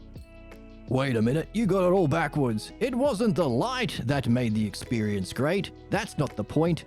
It was the message of Jesus that transformed Paul. The religious life for Christians starts and ends with the cross, not Edison. He's making a joke that the luminosity of mind knowing itself as the light of pure being, the light of reality, is something physical like Edison. The same way modern academics call the aspects of that luminosity, the eidos, forms, as though they're physical things. To them we say, Dumb bitch. exactly, dumb bitch. You sick fuck. You sick fuck. Jesus is gonna come down, wipe this place out. Who cares? No. That's the point. We don't wait for him to do that. That's the whole point. Hey, you got an A in physics. You kiss my ass. Follow me for more tips like this. No, that's a bad tip. I don't want to do that tip. That's fucking insane, and you sound like a crazy person. Yeah, thank you. That's what I've been saying. The fact is, I heard at my college that experiencing light experiences without Jesus starts a fire that pagans burning in hell will see. I hate this guy. Fuck you. Suck my dick. Hello? Hello. Fucking Harry. Fuck you. Hey, that doesn't sound like something... Oop. And Joseph jumps in. Hey, that doesn't sound like something you learned at UCB. So what? Aaliyah, excuse me. Would you mind filling me in on the issue here? You two are just winding each other up. Here we go. This is what we're after. So that's Paul's relationship to the ideal of ideals. Doesn't have one. This is made up by Luke. But let's keep going. Joseph says, behind our talk is an issue, all right? Merce Eliade. Merce Eliade. There it is, it's written on the book. You find it. Reports that some meditating monks on Mount Anthos were so spiritually advanced into that divine luminosity that at night their caves shone with such intensity that they were visible from a considerable distance. There's another example, along with the Jesus account in Mark, the Achilles account in Homer's Iliad, Balboa translation. Some more accounts of that having a physical manifestation of light in that experience of justice itself, or being itself, or beauty itself.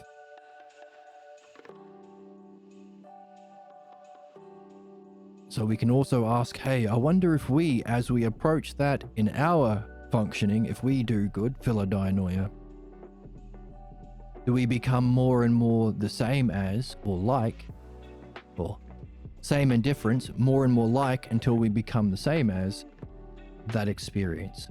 Is there a lightness in our own state of mind that we can use as a kind of guide in our development artfully towards that ideal? What do you say, Emma? The more holes, the better. Yes, the whole of all holes, in fact. Very wise of you to say, and not goonish of you at all. Spit on me. No, now you made it goonish. Gooners. So, that was the Mount Anthos report of the meditating monks by Mircea Eliade. In our own time, continues Joseph, one night a few years ago, Sai Baba went through a similar experience on a mountaintop where his followers witnessed his radiance, which was also said to have been visible from quite a distance. Aliyah, consider what you would say if you were to see someone transformed by divine light, so much so that their face shone like the sun, and their very garments were so penetrated by that light that they were as white as light itself.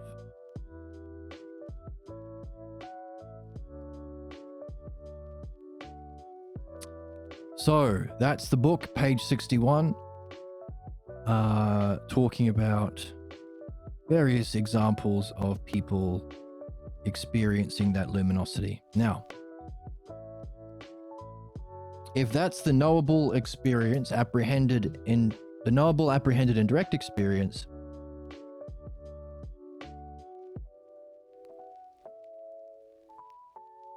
if it's the ideal, we could say it's the peak experience.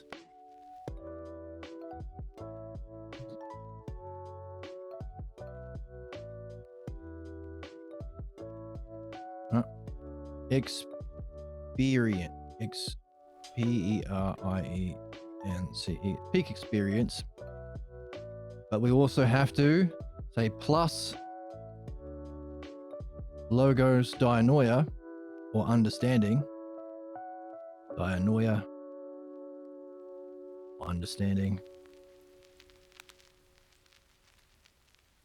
We can have it in more greater depth. Make sense of it more, but integrate it as, recognize it as the ideal.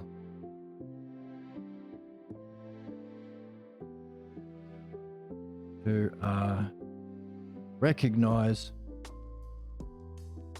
as the ideal of ideals, or mind logos.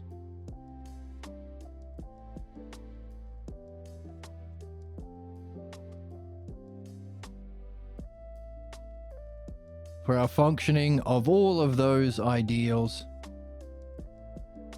for the art of all other arts, art of all arts. Spirituality, education, governance, evolution, caring for our planet, all the sorts of things. All the sorts of things that without this understanding, we allow believers to say, well, I should be in charge. Why? Well, damn, I'm just a small southern conservative politician, and I don't have much knowledge or know-how, but you know what? I said that my papa said to me that if you eat a grasshopper at night, well, then bullfrogs are going to get you in the daytime. So we have these girls running around on OnlyFans, and they have to learn that life's as hard for a cricket as it is for a bullfrog. And if you don't pay the toll, then you know that the beer's gonna come home to roost. And that's just some folksy wisdom, and if it sounds enough like your beliefs, then I can scam you and making me a senator. Or maybe I'll become Dr. Phil, and Oprah will give me a chance on TV, and I'll earn billions of dollars lying and fucking people over. And then one day I'll join ICE. in 2026 and make a little documentary of how how great it is to be a Nazi Gestapo police, picking on the most vulnerable, the least represented, and teaming up with a gang of violent idiots to abuse and murder them. Because that's just who I am, and that's just what it means to be a politician, I reckon. That manipulation of our unsuspected false beliefs and cultural upbringings to justify the worst, most stupid people. Why the worst? Because the good people realize they don't have expertise in these things. It's the bad people who pretend they do when they don't. That's what makes Socrates better than the others. These people who have these positions of rulership think they know that which they don't. The good people recognize that they don't know those things. Ironically, those are the people we need in charge, because those are the people who are going to seek the knowing of that ideal and not lean on their manipulation and sadism of their belief-based ignorance. Those are the best people. That's the thing. That's the quote of Socrates.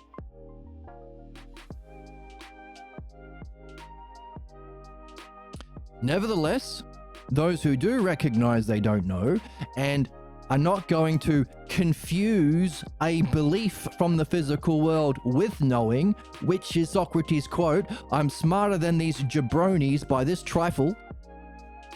That which is a stupid belief, I'm not going to be confused with knowing the ideal. Every judge, general, politician I've met, who are confident in their ignorance, even teachers, educators, the sophists. That's where they are.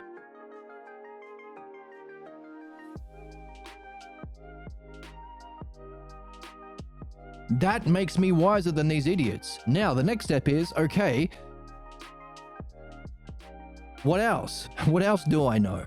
Well, if I know not to confuse belief with knowing, I might have some experience with what the heck knowing is. This. So if it's the art of all arts, we need a name for it. Now we could call it Philodianoia. But we might even say, well, wouldn't that be a true guru? Like Pierre Grimes, Socrates, or Homer? Parmenides and Diotima would be in that list as well, I would imagine.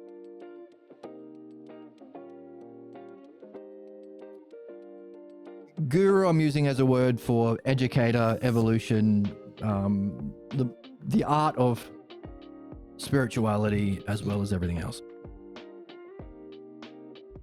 Where did that come from?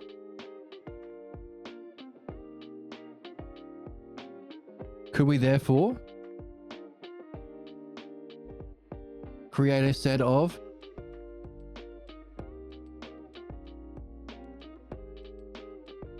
terms in a hierarchy of gurus? Are there better and could there potentially be greater and lesser gurus?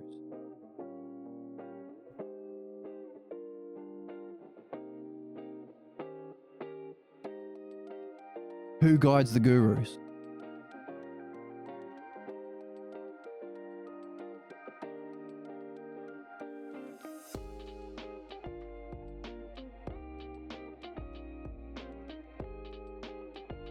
Well, if you reach that state of guruship, you have to have learnt about the lesser or belief or the pathologos.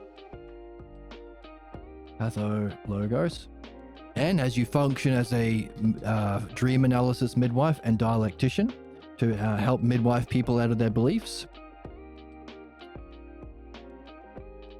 you would have to know the ideal, or come to get an image of what the ideal, or kind of ideal, or standard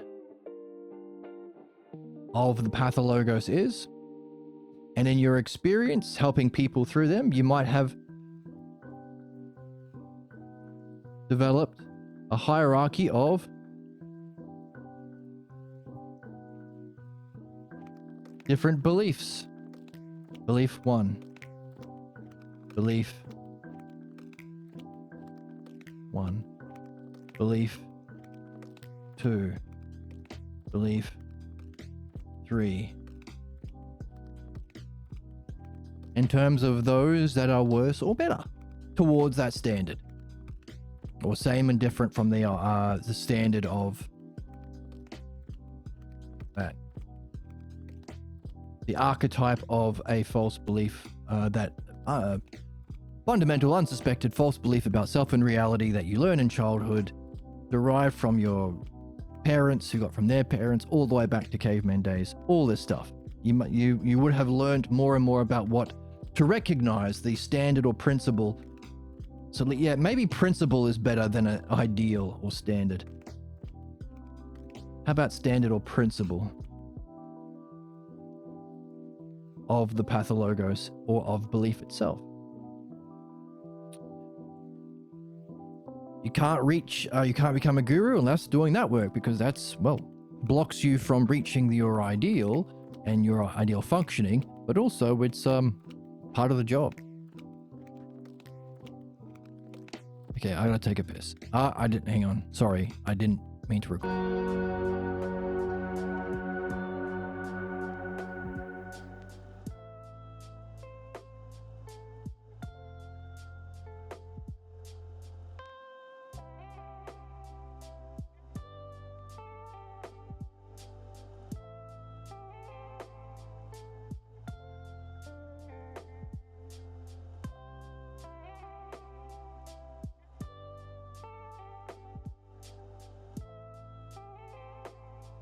Sorry, I was muted. Wah wah.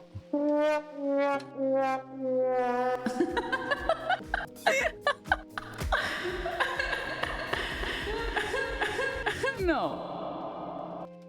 No. No. So, in order to be functioning according to our ideal functioning as human beings, the art of arts, you would have had to have been going through a life, a process, relationships, friendships, where you are learning about beliefs. That's the orange book called the Orange Sutra, called Philosophical Midwifery, a new paradigm for understanding human problems, by the author of the book we've been reading. But also you would have had to have been practicing it and discovering the specific varieties and versions of different beliefs people can have. Also, what we've discovered is Plato's Parmenides gives us a kind of map for all of the different kinds of false beliefs people can have. So the combination of your learning about beliefs, your practicing of midwifery, and your learning of philosophy, you would have been developing an understanding of the principle of pathologos and discovering all the different specific beliefs that would be terms within the set of possible beliefs human beings can have. It was mentioned in the Socrates and Jesus, A Dialogue in Heaven book we read last, that surfacing and learning to understand and address every possible false belief humans can have could be the higher purpose of our species. Specifically, we have to learn how to address them, otherwise these false beliefs will play out in Armageddon, the extinction of our species and the destruction of our planet. So we have to do this. Now, once we overcome that and we put an end to all life is a cutthroat competition by those who are the most sadistic fucks in the world, and we start, having a fantastic life, all of us, living rationally, we can ask the question, well, what's our purpose as human beings? Now that we're not listening to Nazis and allowing them murder children for fun, what are we supposed to be doing? It could be the very thing we were doing to get to that equilibrium, or from sickness to health. Our excellence could be a further development of that, and learning to understand and address every possible belief that might be our purpose as a race. And that might be a purpose that we have within a greater cosmos of a greater set of life in the universe or multiverse. Maybe something to be excited about and wonder about it should we pull off this and overcome our problems. So in order to be a guru, you have to also be learning about the greater, not beliefs, but understanding. And of course, involved in understanding is knowing, as it's the source of understanding. It's intelligence itself. But of course, experience isn't it. Experiences are dead. It's the understanding we glean from our experiences that benefit us. Understanding. Yeah.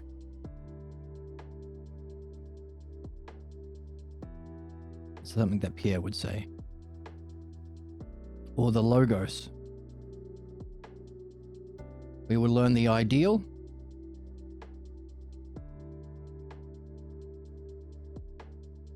Of the logos, mind logos. Both as the knowable experience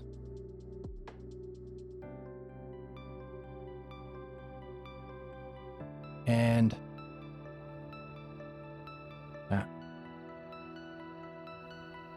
its understanding based functioning.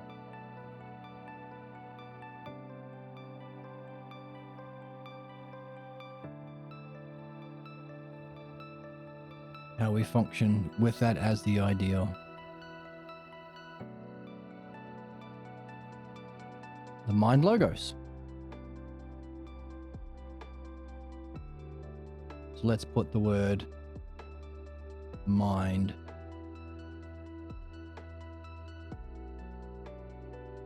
pathologos and mind logos. It's the greater.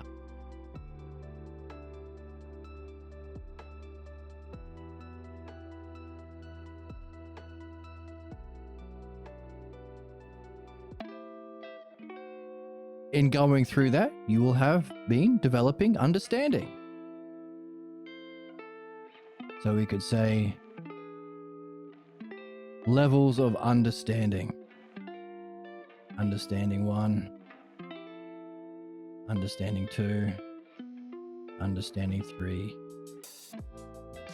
understanding 4.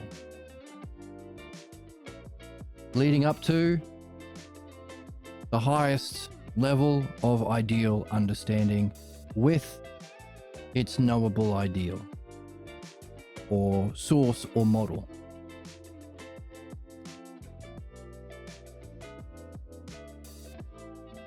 Could have both.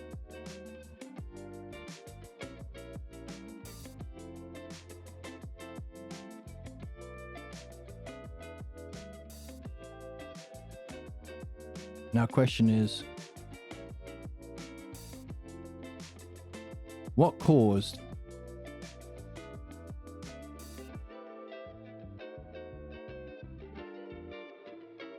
or the ultimate?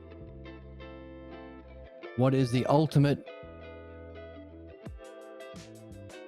principle? What is its associated functioning? It's not belief, it's not understanding, or maybe it's a kind of understanding.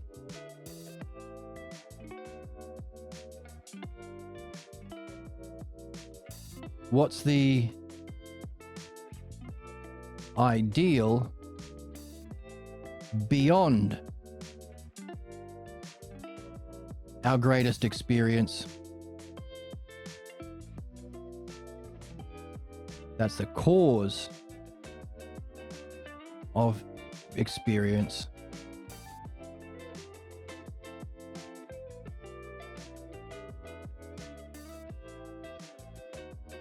And mind logos, the cause of that mind logos that we can experience and understand. What have we been learning? Analogy involves the principle of one and many, the one ideal, the many variations, the many terms, arranged hierarchically in terms of sameness to that ideal or difference from that ideal. But also we can use the principle of likeness, the combination of sameness and difference, same relationships, different sets, to make comparisons or analogies or similes that, as we just read, shines light on the thing you're looking at, but also sends echoes back. It's a win-win. It's a win-win-win-win-win. Win-win-win, in fact. I'm just thinking about being hot. Come on. It's not time for that. I love this guy. Thank you. You have the most beautiful breasts and the juiciest ass. Well, that's important to understand as well. So what? So if that is learning, so if analogy across, I'll write it somewhere else. If therefore analogy across sets allows for our seeing and learning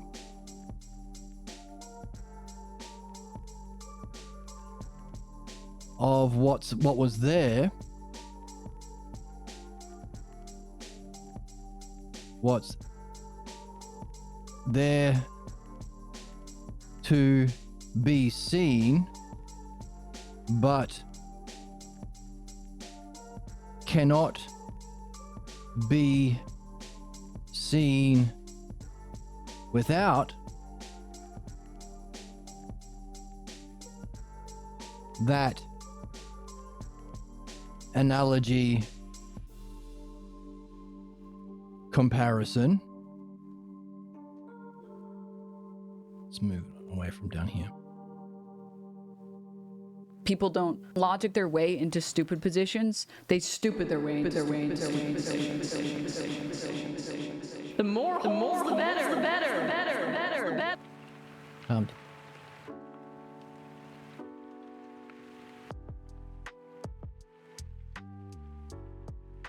So analogy, as we saw with the cloak and the fog, allows us to see what's there that couldn't have been seen without the comparison, meaning it allows for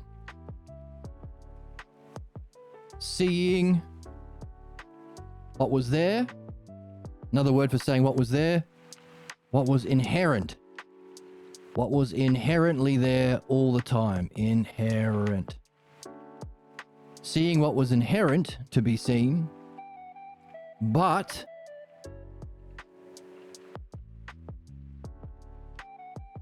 not through experience, not via experience,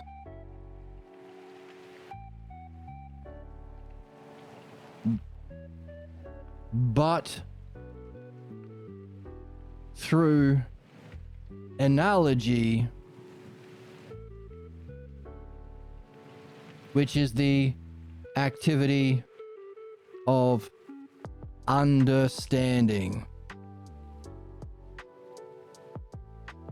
In other words,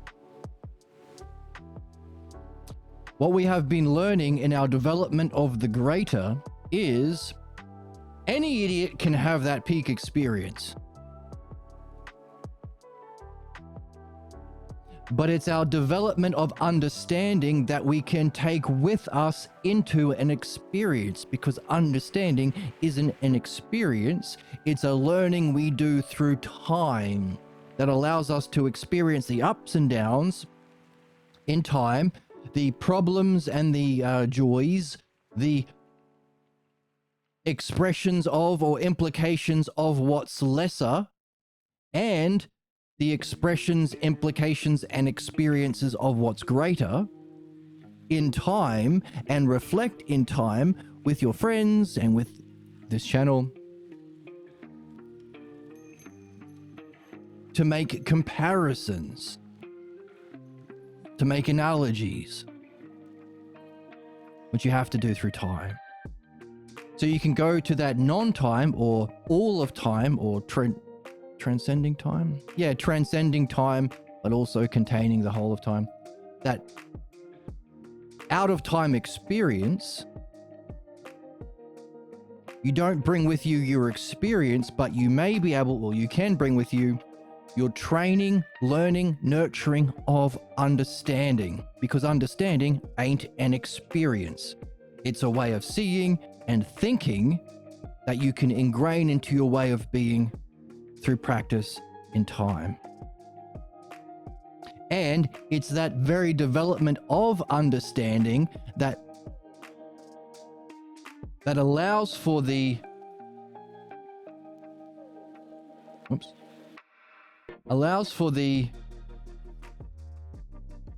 frequency, depth, integration, recognition of self,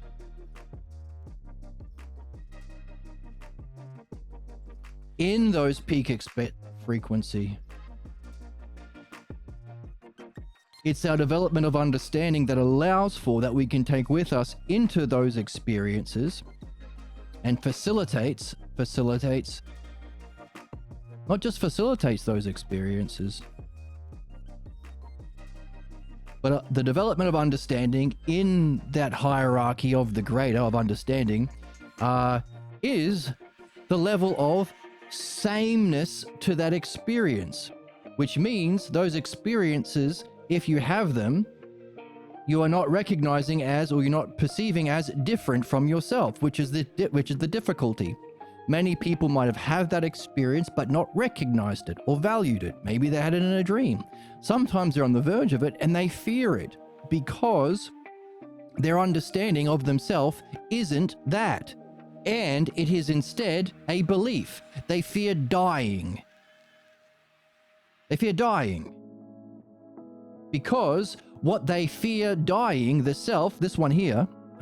Personality maxing requires you to look inward on a deeper level, and it's harder to fix because then you have to make fundamental changes to who you are as a person, and it's because it feels like a much more core component of themselves that they don't want to change. Like, it's like, well, then if I change this, who am I? Who am I? Who am I? Who am I? Who am I? Who am I? Who am I? Who am I? Who am I? Who am I? Who am I? If I change this, who am I?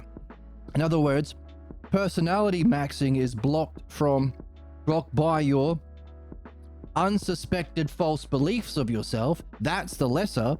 That's the one of the two activities we learn to become our ideal humans, the art of humanity, the art of intelligence. To the extent you're not free from that, in experiencing what's real about yourself, you're experiencing something different than your stupid ass, false bullshit, bad noodle, bad bean, wait, I'm a small bean, bad noodle idea of yourself. What you fear losing that prevents you from having that experience in depth or making you fear it or run away from it is your false beliefs. Conversely, your development of understanding about that allows you to recognize it is you, or it's the experience. It's the one self experiencing itself in being. It's the greatest reflection of you. You're not going to die.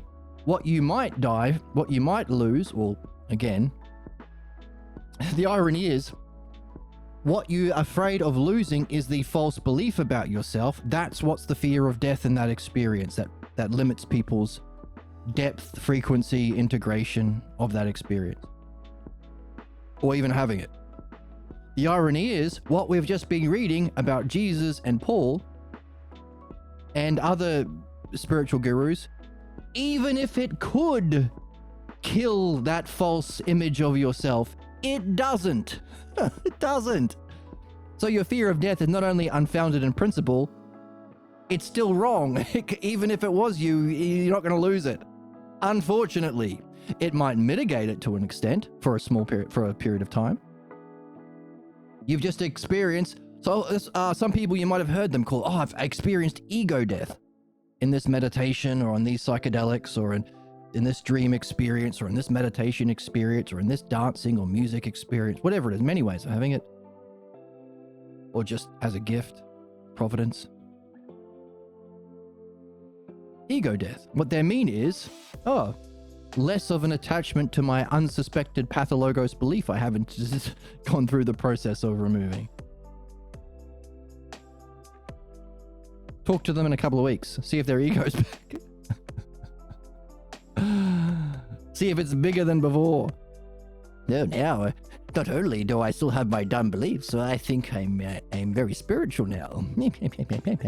That's what they'll say. They'll say, however, conversely, the more we've done our work in freeing ourselves that, and the more we've developed greater and greater levels of understanding of that peak experience, the more we are free to have that experience in greater depth, the more we are perfecting our art, our understanding, our excellence.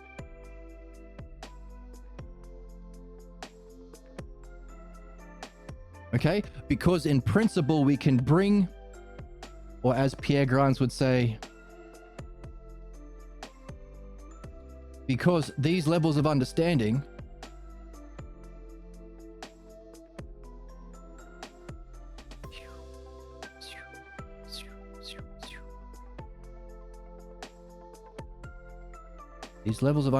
you can bring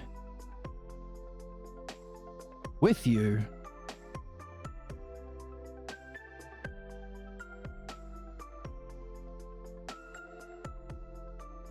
in your back pocket. He was a funny guy. Or he says, sometimes he would say it the other way. You don't throw it in the trash. You're going to have a knowing experience. What are you going to do with all your understanding? By the way, him and others would say, I would trade many of these light experiences for an insight into my pathologos.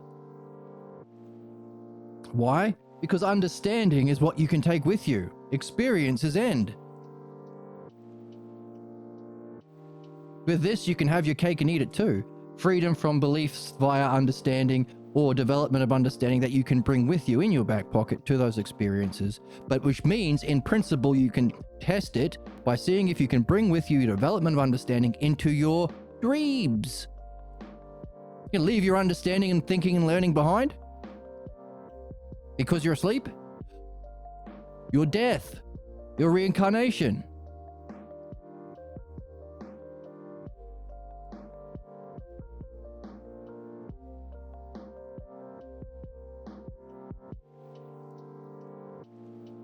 Giving us I want to see the gorilla packing. a gorilla packing. Wait, no, that's not what I meant to say. Giving us an understanding of what of how there is a development of understanding that can facilitate a greater not just experience of the ideal, but integration of that ideal as our state of mind. Because we see through and function through either our beliefs or understanding. That's the entire premise of being a human and what we've been learning in the book. So what? So there's an example of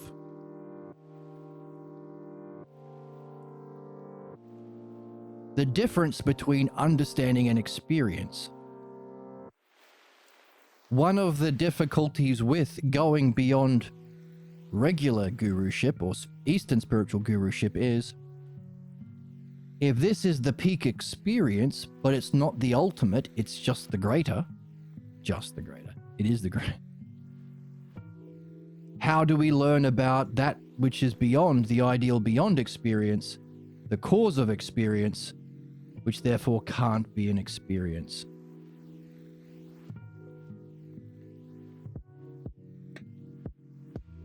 The ideal beyond experience. Or the ultimate.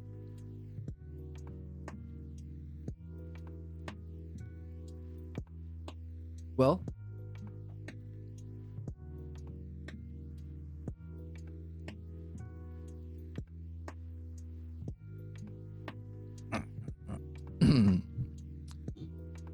here we have an example that we've discovered in the text that making an analogy across sets allows you to see and learn what's there to be seen or what's inherent, but could not have been seen without the comparison. So you see what's inherent, but it's something that you see and learn about that was inherent not via experience but through analogy, which is the activity of understanding. Therefore, how do we experience that which is beyond experience? Can't. How do we see or recognize the cause of the ideal of ideals, or the ideal within the set of ideals, or the ideal of the art with as the ideal term within the sets of all possible arts?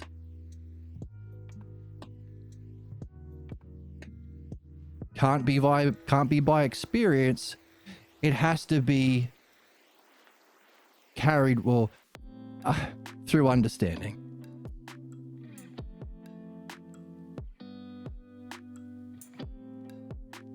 In principle.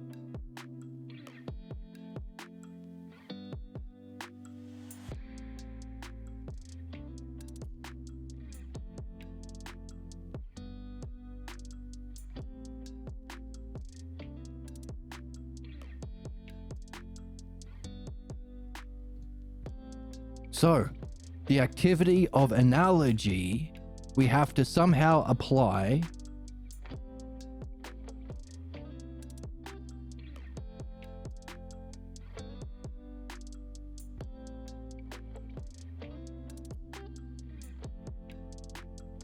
to reach our ultimate goal.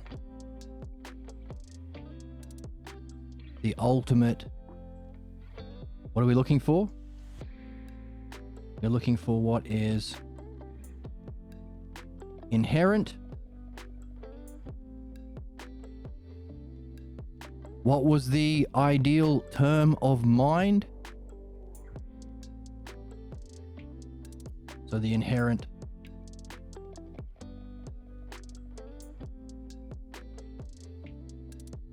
aspects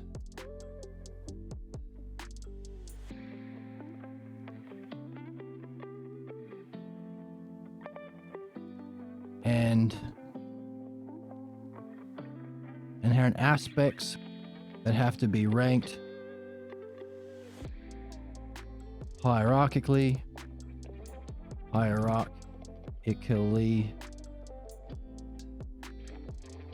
in terms of by sameness and difference.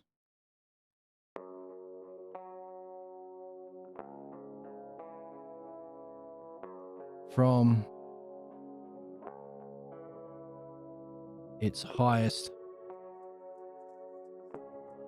or ideal aspect, quality,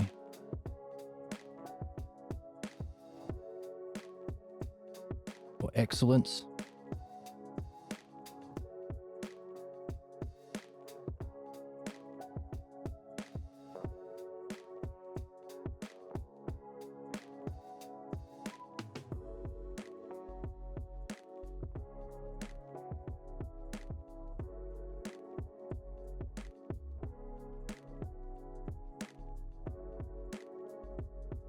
Of that which is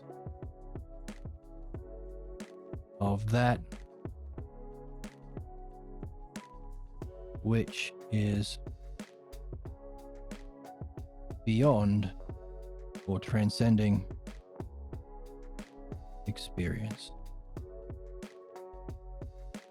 We got given a clue from the last book that we read. Hey, if there is something aware of or seeing that peak experience, what's that? Sight itself? Question mark? Are there any qualities to the awareness? Wouldn't that get in the way of what you experience that you are aware of? How then are you able to experience all of those things? In other words, there can't be any qualities that get in the way, but there has to be some inherent conditions allowing you to experience analogy, thought, all of these things in physical world experience in the lesser, deriving your false beliefs from those appearances and experiences in the physical world, but also all of these same self-logos qualities in the greater, in order to make sense of that peak experience, recognize it as yourself, integrate it as the ideal of the art, and you're functioning as your excellence as a human being, the perfection of human beings.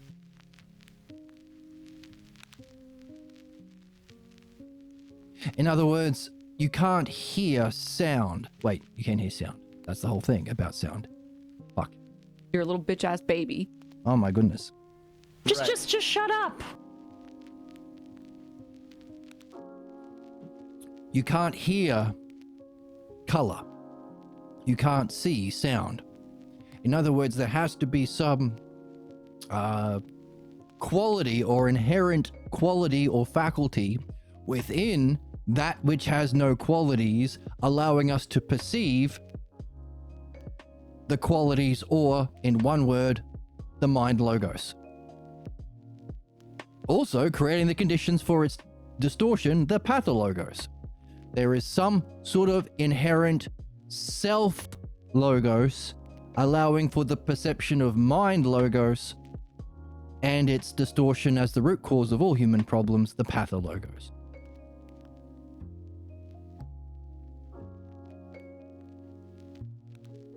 Why go through the difficulties of many reincarnations and experiences and ups and downs and relationships and tribulations until you realize that this is your purpose, and then still you give it up because of the voice of your beliefs? No, don't do that. That's not worthwhile. That's wacky. If that was the case, then there would be, my preacher wouldn't be so stupid, or I wouldn't have spent so much money at college, or hey, there's a bar on every corner. There's no philosophy groups on every corner. Until you go through it enough and enough until you really realize, okay, this is worth doing. How many ever lifetimes it takes you to wake up and realize that. And then you go through it. Why? Why go through all this? Forgetting and ignorance and allegiance to what causes our problems. Well, if this greater and lesser that gives rise to experience itself necessarily has to be a manyness, let it be experienced, gives rise to the greater and lesser,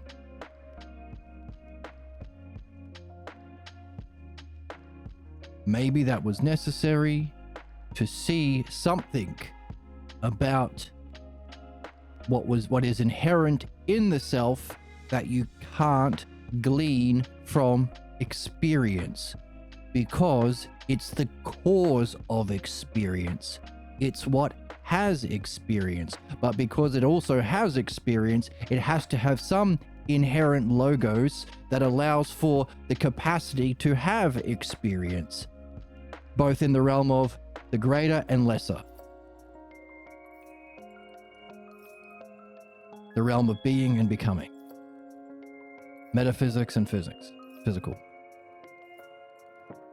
Which means we can recognize that, hang on a second,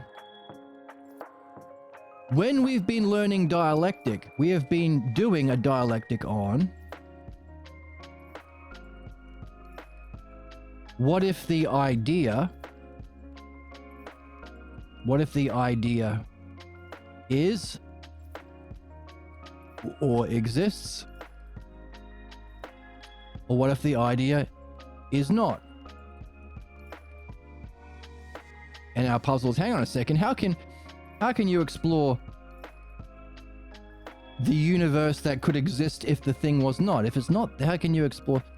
Oh, This book has helped us realize when we explore what happens if an idea doesn't exist, we mean it's all relative.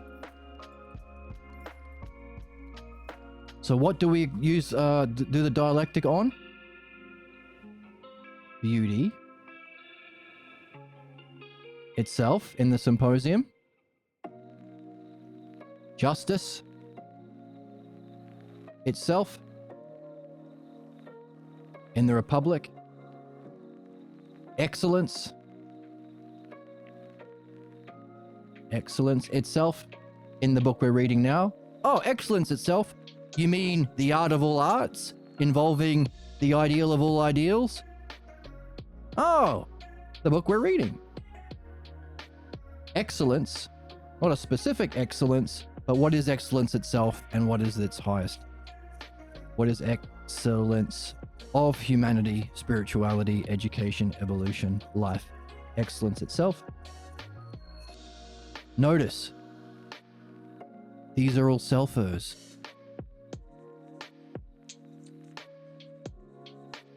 These are all, therefore,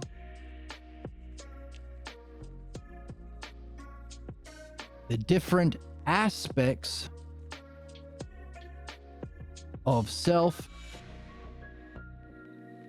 if it exists, as the terms of understanding and aspects of mind itself, aspects of self existing, or being isn't the other word for existing, of being.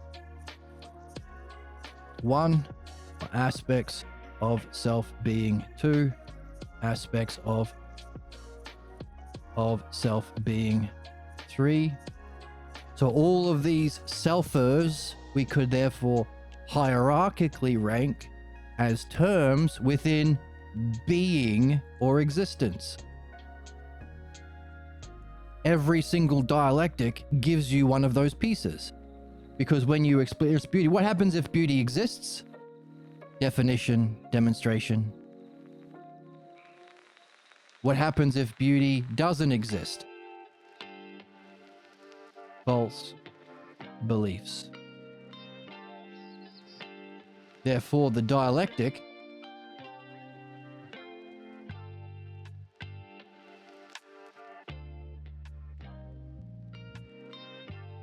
with its two parts gives us a series of terms we can ultimately rank hierarchically. False beliefs to, oh, just up here. Oh! False belief 2, false beliefs 3, false beliefs 4. So our development of the dialectic gives us, just as it gives us a bunch of false beliefs about these ideas, which could populate that set of terms we talked about up here. So too, the development of understanding would be based on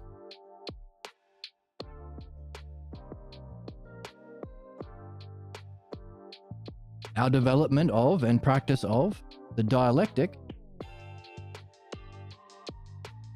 on the different selfer ideas in these books we're reading.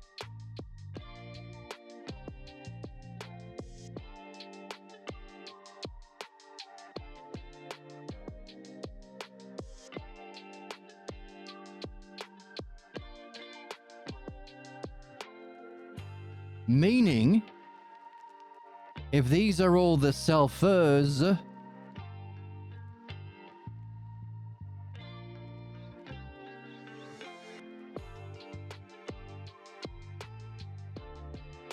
and these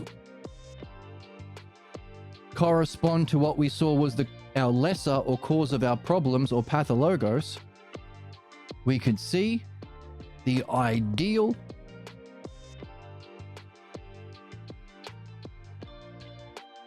is the inherent logos of the self that is, and the inherent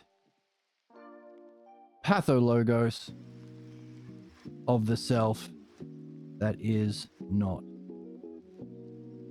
is just a stupid belief.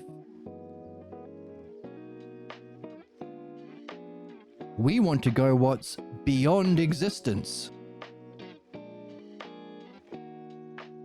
We want to find the inherent aspects of something and hierarchically rank them according to sameness and difference from its highest ideal, which means the ideal we're looking for has to be, well, we can infer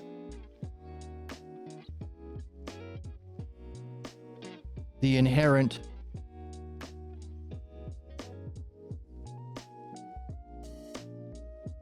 logos, but we can only discover it via analogy. Oh, thankfully, in becoming the excellence of a human being or a philodianoia guru, you have a set of terms of what isn't, the self that isn't, a set of terms of the self that is. Therefore, you can use this. How do we learn about something that can't be experienced?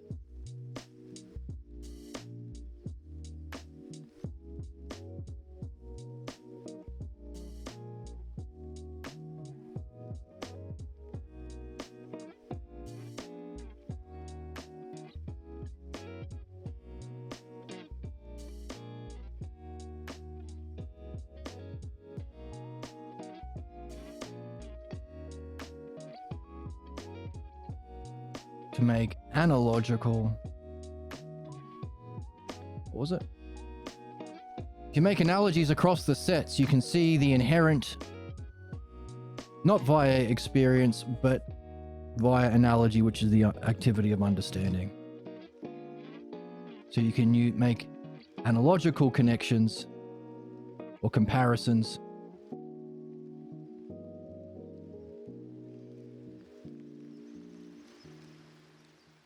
Make some more room.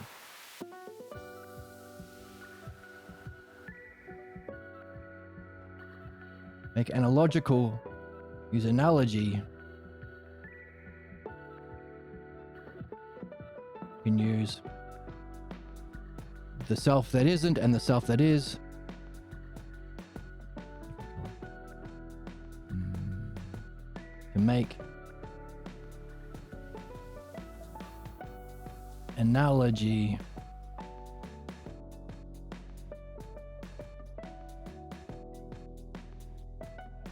comparisons. Crazy hot babe. I'm Benny Dorito. I'm cool. I'm a cool No, guy. You're not any Dorito. I have a massive library of spank material. No, not time. Emma, Goon, goon, goon, goon, goon, goon, goon. make analogy comparisons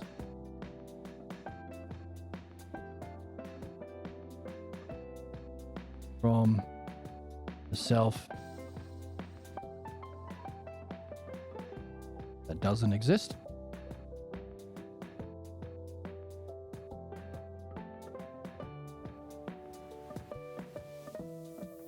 and the self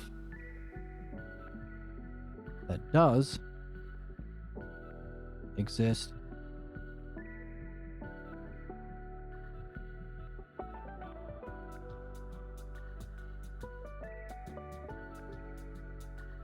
Nope. Nope. The self that does or doesn't exist is the self that exists is the experience.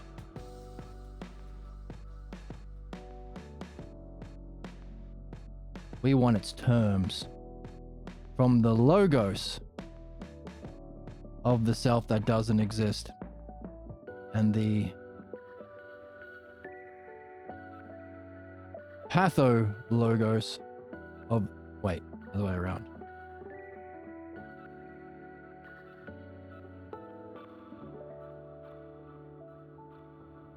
Comparisons from the pathologos of the self that doesn't exist and the logos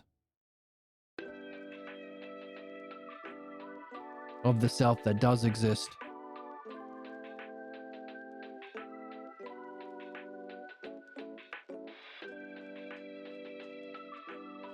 to therefore see and recognize in that which is the cause of experience but isn't experience in your awareness itself or seeing itself, an inherent logos of self.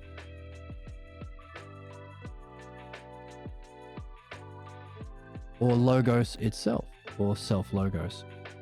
Therefore, our ultimate is our goal of knowing the self.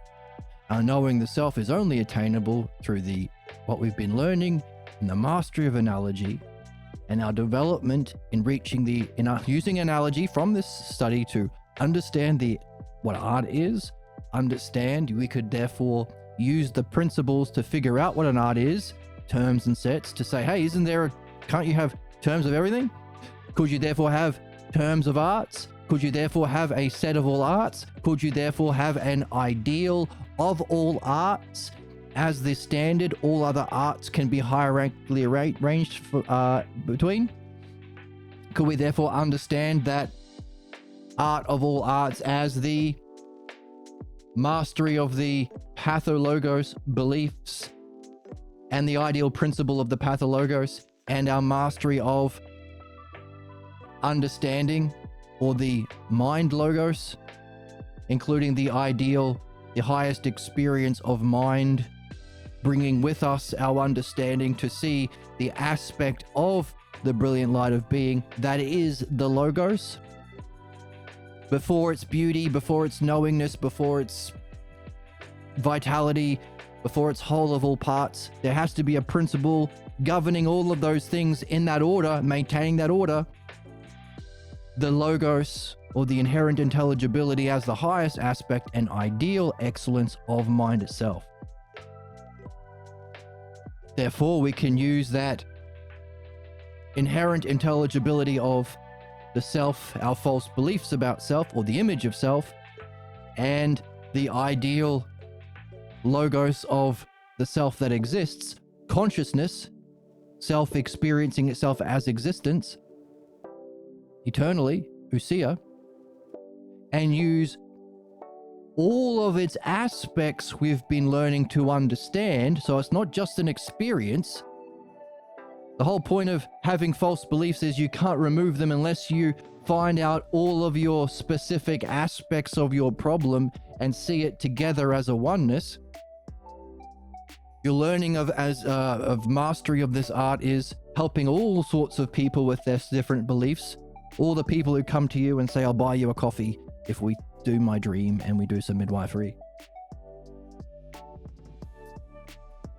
Such that we understand the principle of the pathologos, including its origins as caveman days, having a kind of evolutionary survival benefit to before we had logos and ousia as an evolved being.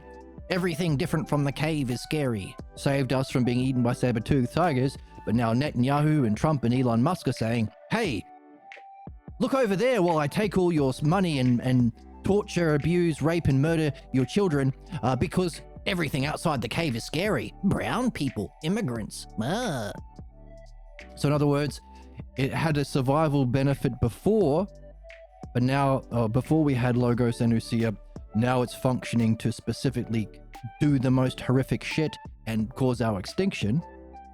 That's understanding the principle of all false beliefs, as well as learn all of its different aspects. Equally so, all of these texts we read is so that we can experience the ideal of being, the logos of mind, and all of the reading that we've been doing to recognize its different aspects: beauty, justice, excellence. The ones we have on the board, whole, part, same, different, lesser, greater, ultimate. All of those self-logos basketball teams, these critters. So that's our purpose, and the purpose of all evolution, spirituality, and education in life. But we don't throw away our understanding just because we're free of our pathologos. We don't throw away our understanding just because we've had, or our state of mind is most like that peak experience of luminosity? Don't throw it away. What would be the point of that? Why go through all this learning of understanding in time? We carry it with us in our back pocket. Or he would sometimes say, you don't throw it in the bin. For what ends? Because as we've been learning all the way, the activity of a series of structured questions to highlight the key terms and relationships expressed through analogy so that we can understand what we can see and what we have yet to see, allowing us to make connections between the both that sheds light on both, sheds light on the new, sending echoes back to the old,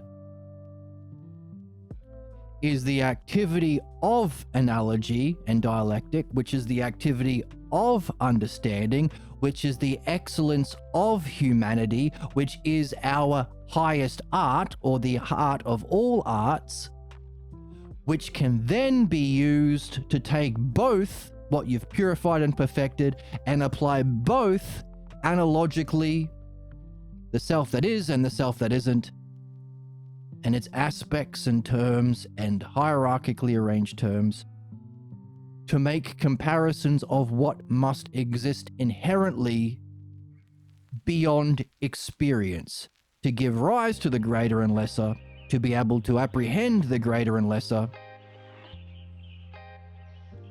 in a distorted way with the lesser.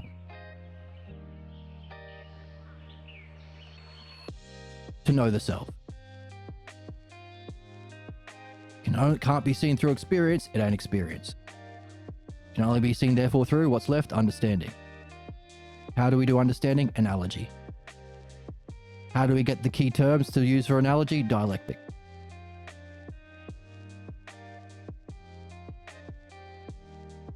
What are the two sets that we use? The self that is, the self that isn't. To see the self that's beyond.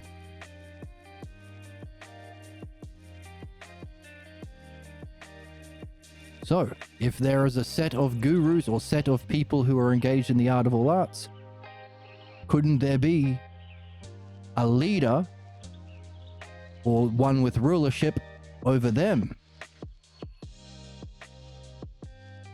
helping those who are developing and functioning in this way, the greater and lesser, to reach their perfection? Some sort of guide for both. Is that what we've discovered about our purpose and our goal, our ultimate goal, to know the self? Could we then, as we keep reading, develop what must be, or develop an idea about the ideal of knowing the self? Different kind of knowing. Recognizing the self, seeing the self, seeing its ideal, the logos, and ideal functioning, the art of self? Can we be developing that as we go? Could we recognize deviations to the extent one is attached to either the self that is or the self that isn't? Would that be a difference from the self that's beyond and causal of both? Therefore, could we make diagnosis of anyone, the sick or the healthy,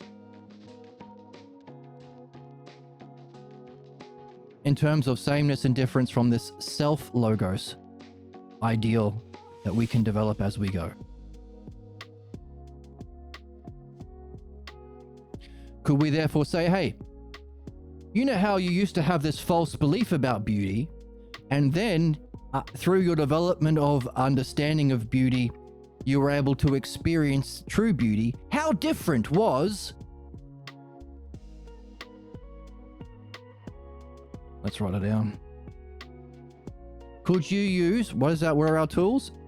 Dialectic, a system of questions to bring to light analogy. Could you say, hey, you know how you started with a false belief about any one of those terms? 1, 2, 3, 4. Let's say beauty. And then in your development of midwifery and philosophy, How different was it from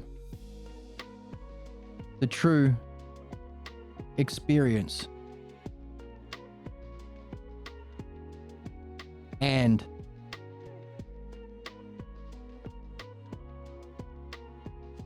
understanding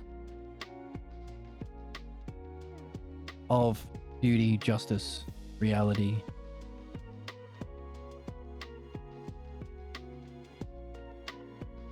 What are we doing?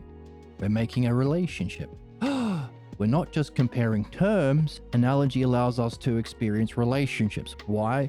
Because that's what we have in our human experience. We experience things in relationships. We have a relationship to what we observe. Analogy is pointing out the different relationships in rulership and leadership. As the archetype, we are saying A is to B.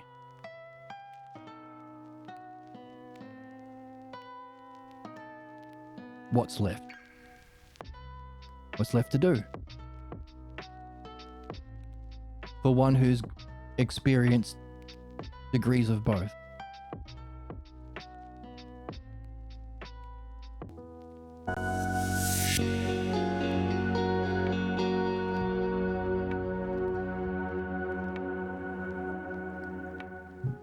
So, what have we been learning? Analogy is the activity. So, those who have had some level of insight into their pathologos or freedom from their pathologos beliefs about their various things, they can carry it with them and compare it analogically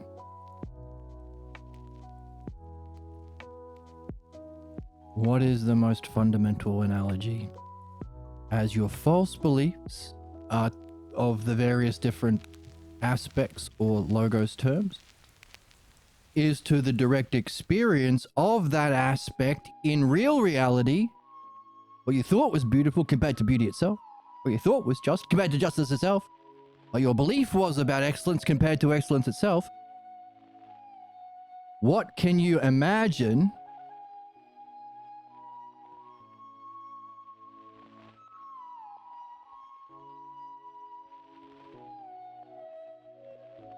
would be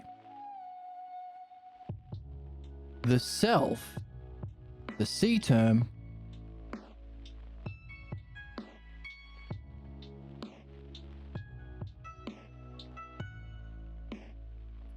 in other words, take the quality or kind of relationship, the kind of difference between what you thought beauty was and beauty itself. And can you apply a similar jump, but now the thing that is false was the thing that was true? In other words, your highest experience of beauty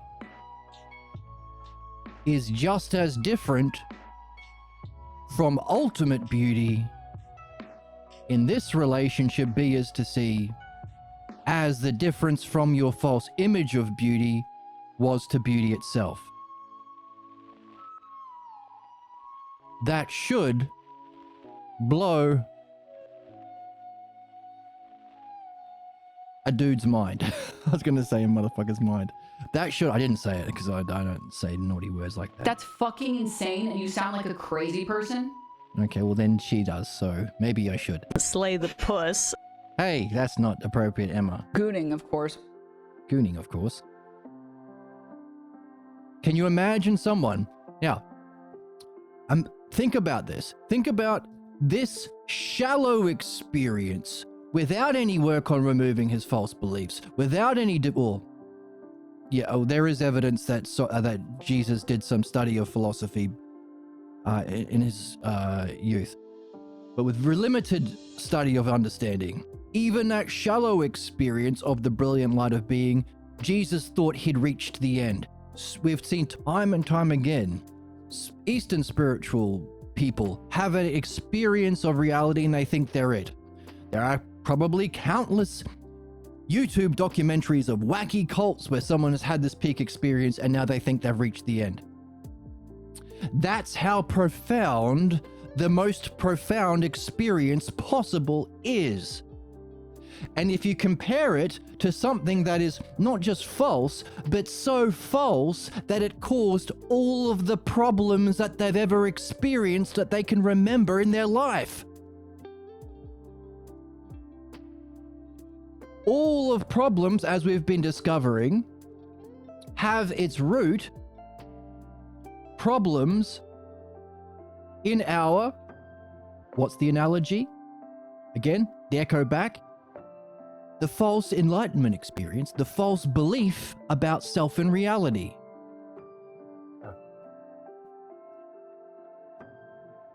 All of our problems. Pick a problem. Capitalism, same thing. Conservatism, Nazism, same thing. Religion, same thing. Any personal problem or relationship problem you've ever had. All problems, all of the death, destruction, sadism, and torture that's happened, suffering that's happened, is based on the false beliefs of these things. Doesn't get much lower than that. Our absolute peak experiences to the point we have to use the highest possible language, beauty itself, justice itself, the whole of all parts. Infinity and self-contained, limit and unlimit.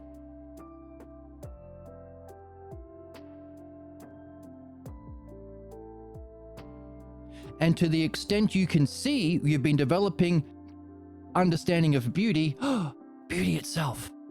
To the extent you've been understanding the reality itself. To the extent you've been removing your false beliefs about self. Oh, it's me, it's real.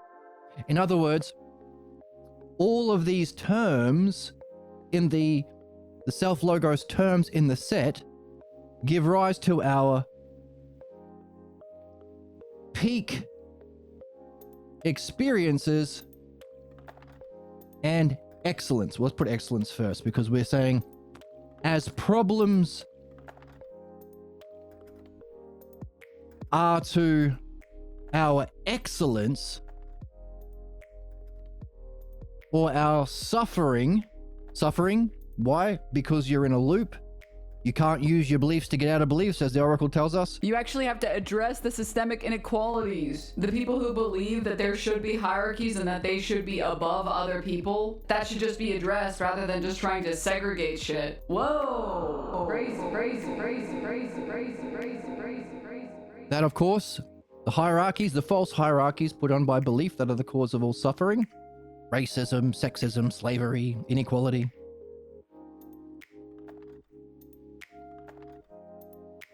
But also, the one I was after was, you can't reason with idiots. What was it? You actually have to address the... No. The problem is that you can't reason someone out of a position that they didn't reason themselves into. You can't reason out of a position you didn't reason yourself into. In other words, unless you are learning this specific understanding of understanding, you won't fucking remove your problems. You'll do it to yourself, staying in suffering. You'll do it to anyone you have influence over. You'll continue to inflict your suffering. You'll teach it to your kids in the family tradition of suffering. That's why we say this is the moral and ethical imperative for all human beings. It should be taught in every school. That's suffering, fate, repeated cycle of problems you cannot get out of. Pain is not suffering. You go to the dentist and you experience pain, but you leave, and you leave better off having gone through it. Suffering is you're stuck in a loop. You can't stupid yourself out of problems. People what is don't logic their way into stupid positions. They stupid their way into stupid positions. They stupided their way in, and they're trying to stupid their way out. That's human suffering. Compare that to our peak experiences. The highest language, bliss. Plato's expression, the Isles of the Blessed. People want to stay there, in the Isles of the Blessed. Socrates quotes Homer, "I would rather be a slave to someone who has no land. I would rather be the slave of a homeless guy in this world than the ruler of this realm, physical realm of belief." He quotes it a couple of times in the Republic. Can you imagine the difference between the highest of highs and the lowest of lows?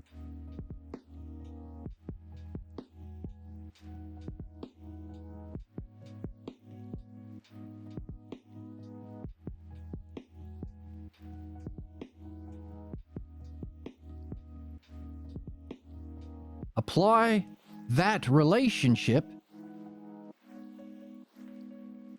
one more time, a kind of double jump, analogously through understanding to discover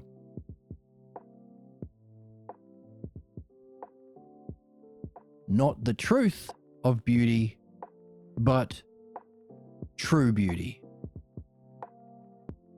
Not the greatest experience of beauty, but ultimate beauty. Not the self that is, but the self. In other words, all of these words we've been using to compare the one to the other. The movement from the self that isn't to the self that is.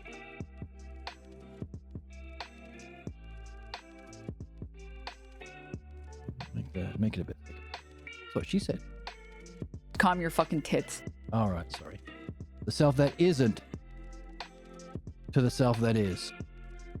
Suffering to peak experience. Problems to excellence. The self that isn't to the self that is.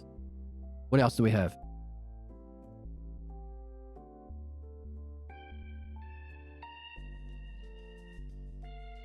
I just did a couple, didn't I?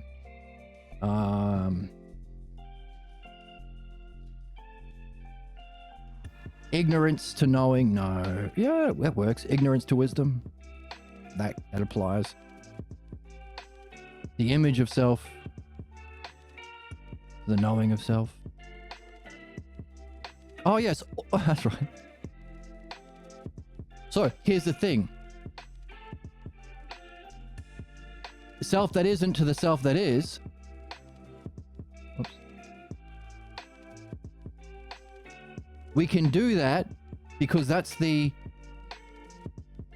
name of the team. All of the different aspects that we have. 1, 2, 3, 4. Beauty, that isn't your false belief about beauty from your upbringing to your peak experience of beauty. Your false idea of justice from your racist family or whatever to true justice. Your false idea of excellence, being a good Jew, being a good Mormon with your magic underpants, to it itself. Excellence itself. All the way down. So that we can make a comparison, that relationship, one more time, as A is to B, so too, that peak experience, apply the same kind of jump to the ultimate. Or no, ultimate is for greater and less. The self that isn't, the self that is, the one self.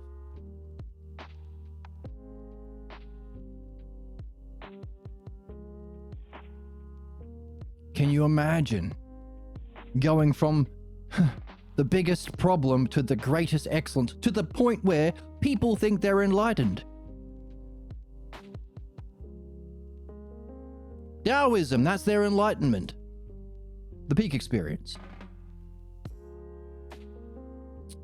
But we can understand why, therefore, philodianoia in principle has to be the art of all arts, or the ideal of all ideals, including ideal of all spiritual traditions, is because this peak experience, you can't imagine a greater experience. Of course it's enlightenment. Trick is, it has to have a cause. You will only recognize that through understanding, because understanding looks at things you can't see, cause and effect, understands principles. You don't see principles, you don't experience principles. You infer them through understanding. So even the greatest experience has to have a cause. Why?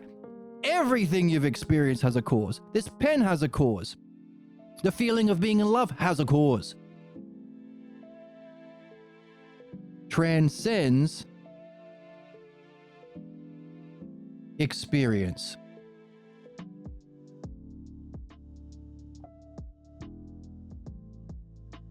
What would that be like?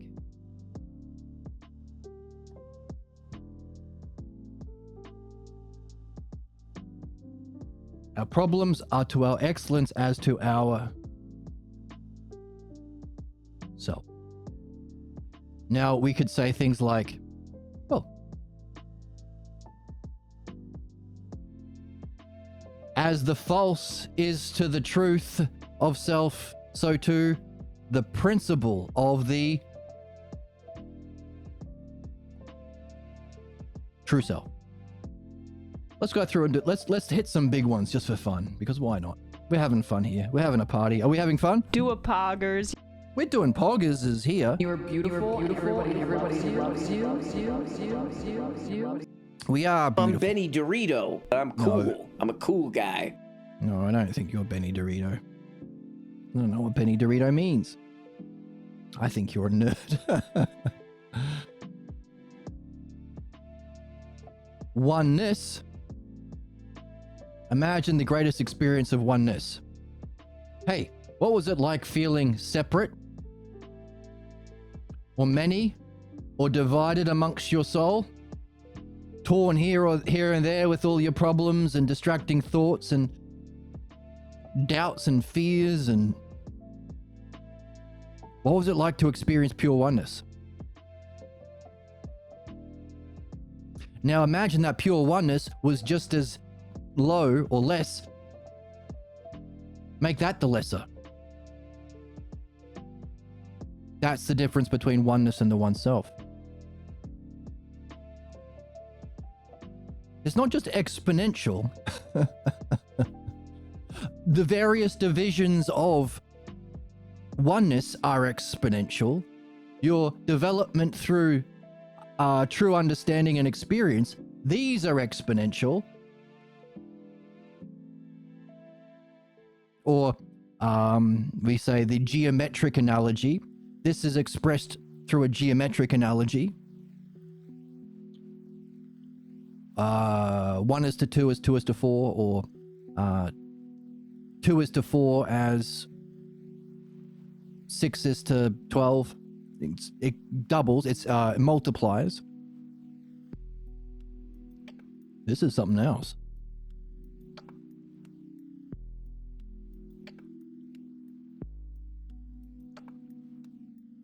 Maybe, I don't know. Maybe it is, Jim. Maybe it is exponential. I don't know.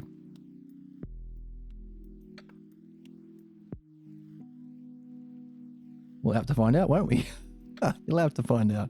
And then let us know. Join the Discord and let us know. Hey, what was false? To be blinded by your beliefs that keep you manipulated and tied to what's false. Your interpretation. And then when you saw the truth of self, or the truth of reality, compared to what was false about truth and about self and reality that kept you stuck. Apply that relationship one more time.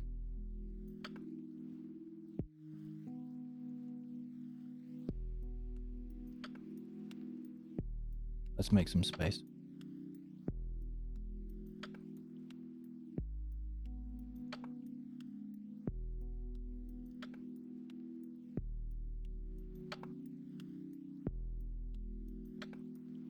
As A is to B, so too B is to C, the mean analogy. Apply that one more time to reach the true, not the truth, but the principle, the axiom, the standard, the ideal of true itself, the true self.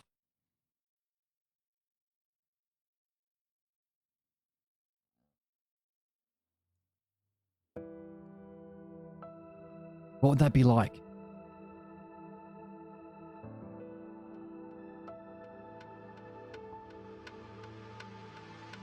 Can you use some words that describe the difference, the change that you went through,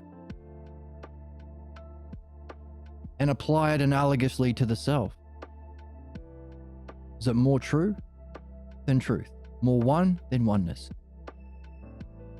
Your experience of badness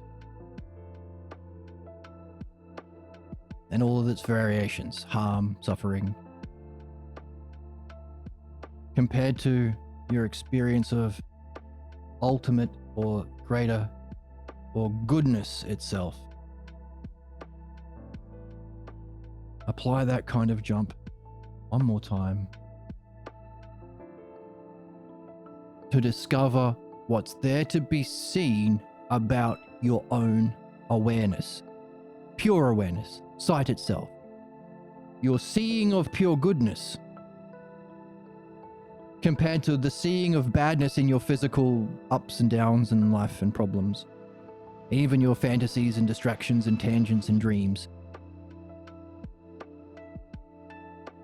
Can you use analogy to infer what must be the quality or aspect about the self that we call good, the good self?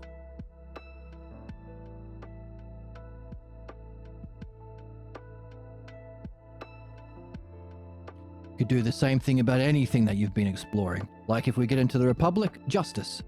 If we get into the Symposium, beauty. As we are learning here, excellence and mastery. What you thought made a good politician. What you thought should rule your soul. What are we told on movies? Believe in yourself. What do the politicians tell us? Believe in me. Hope and change. Hope, belief. What do the religious people say? Oh, if you believe hard enough, magic can happen. That's all bullshit. That's all nonsense. Compared to actually having a teacher and learning something, someone who has understanding, or your own development of understanding, or you learning to have mastership and understanding over your soul, relationships, everything that you pursue.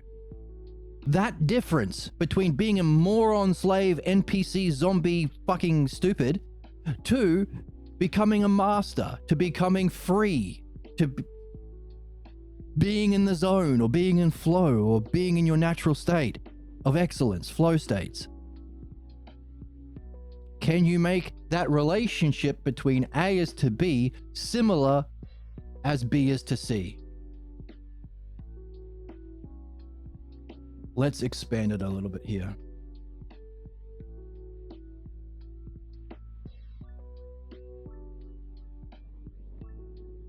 Let's write out the full mean analogy. As A is to B, so too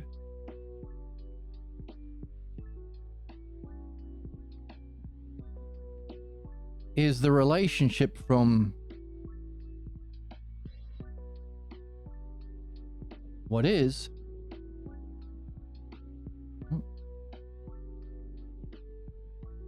to what? What would we call that which is beyond is, or beyond existence? As being divided in your life is to the oneness peak experience, so too oneness is to its cause, or its greater, or its principle, the aspect or quality or term within the self that we call the one self. That aspect of it. As your movement from purification of false, the pathologos beliefs. In the art of midwifery, which also is step-by-step questions to discover the analogy, but only uncovering and freeing yourself from the false analogy. As my mum was to me, so too that girl will be to me if I speak out. So I'm not going to get crushed by her. As my house was to me, so too the world will crush me. As my dad was to me, so too the world will be to me. My boss will be to me. The false analogy. As A is to B, A is to B, A is to B. It's constant series of belief, which is imitation, which is stagnant repetition, redundancy.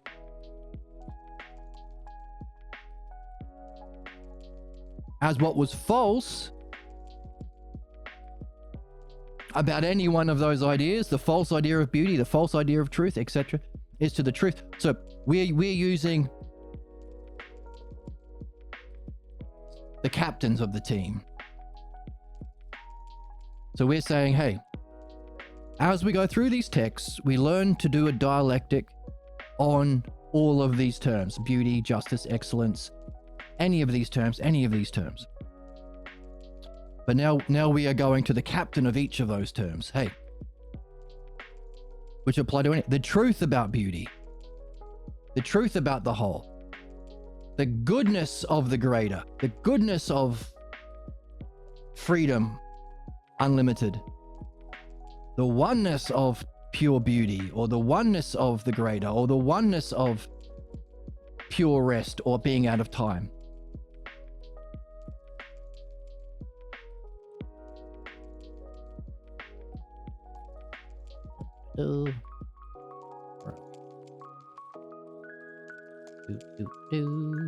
Here.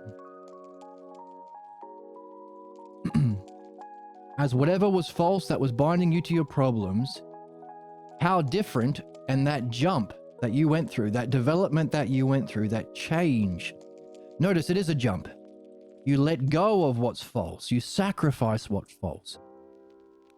Now, the interesting thing is, belief means, or the word God, which is tied to religion, means to sacrifice.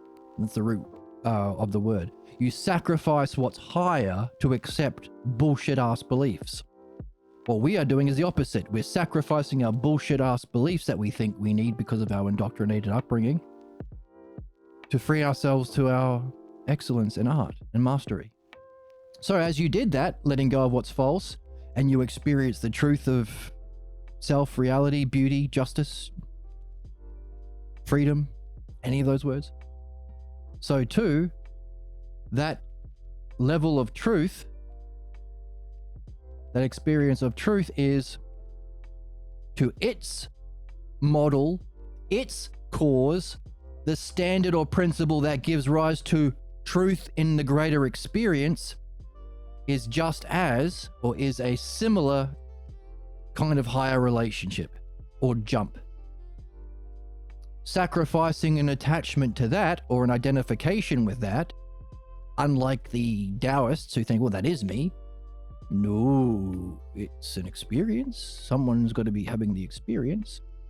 So that's what we sacrifice, an identification with that, as your problems or badness or suffering was to your goodness in that state,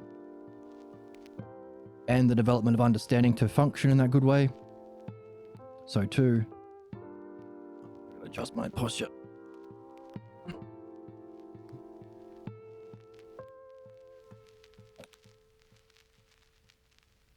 Do a lean back. So too, goodness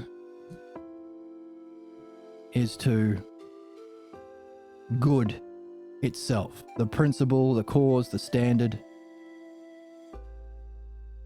the goal that you can't experience, but is to be recognized as that which is always there. Not that which is, that which sees whatever is or isn't.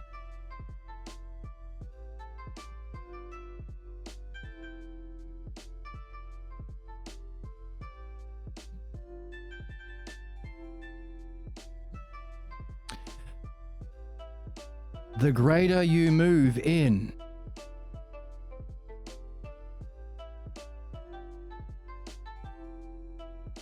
Your learning of the true art, the art of all arts, the ideal of all ideals. The greater success you have in the development of your hold it.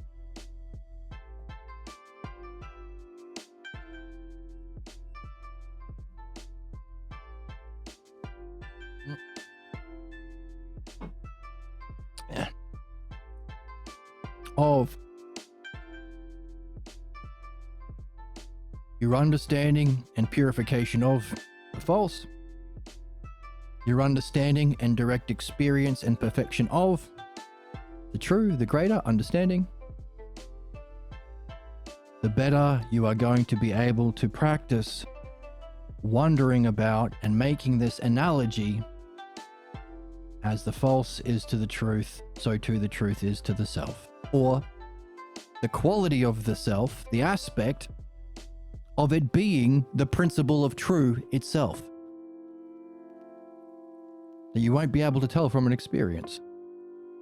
But through understanding, you can recognize it.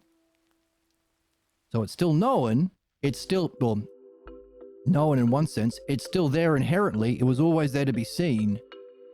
This is how we know the self. According to what we've been reading from this book. Could we say, therefore, if our ultimate purpose is to know the self, and that requires understanding what knowing is,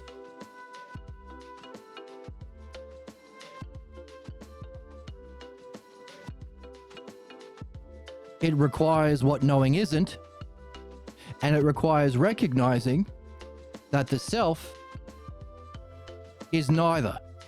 The kind of knowing of the self is neither.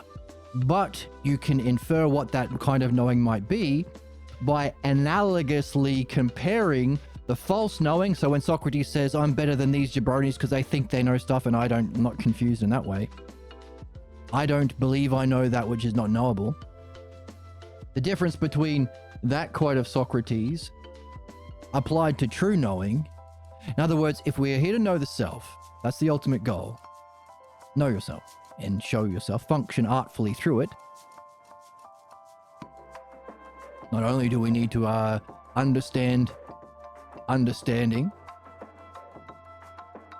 to figure out how to function artfully, but it requires recognizing our false belief about what knowing is. Belief. I know it because I believe it in my heart because Jesus told me. If our goal is to know the self, we have to recognize our false beliefs about knowing that cause all of our problems. And that's what we're experiencing in our current age. All of the problems that allow people who don't have any knowing, Trump, Netanyahu, Elon Musk, Bezos, the Pope. Belief. We have to recognize that isn't knowing. We have to learn what knowing is in our excellence, the ideal, our peak experience, and our ideal functioning artfully. And also, if our goal is to know the self,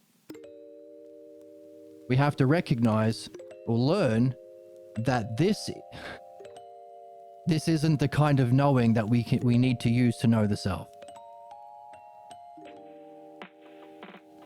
That kind of recognition can only come through understanding, in principle, understanding what belief is, understanding what knowing and understanding is, but also understanding that it too has to have a cause, and that cause is only reachable through analogy. Not through knowing, but through understanding. Now that understanding might prepare you for a different kind of knowing that we might call recognizing what was inherently there.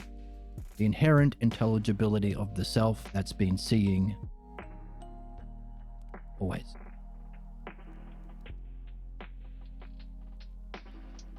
And it's worth seeing because it's good. It's the truth. It's true. It's the standard of what's true. It's also one. It's the principle of one. And also beauty without parts.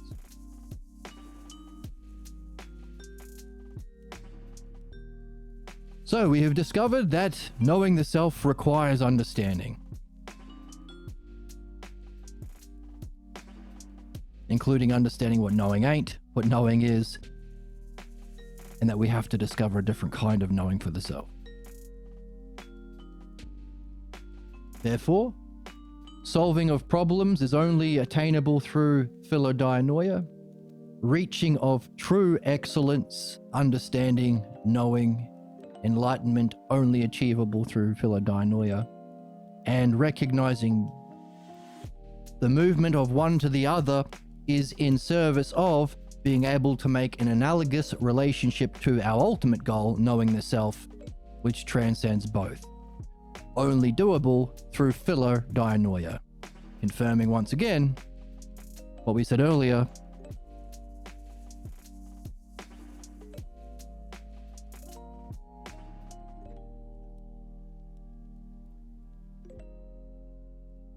The ideal of all, the art of all arts is philodianoia, the standard of spirituality, education, societies, and stages of evolution. But what we saw was the art of all arts in that sense refers to the mind logos. We can also conclude philodianoia is not just the art of all arts with the ideal of all ideals. It's also necessary to reach its cause.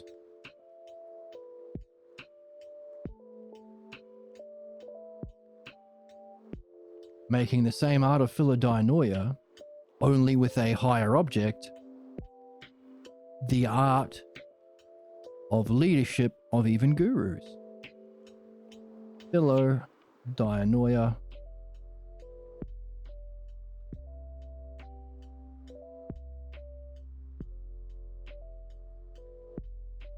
Necessary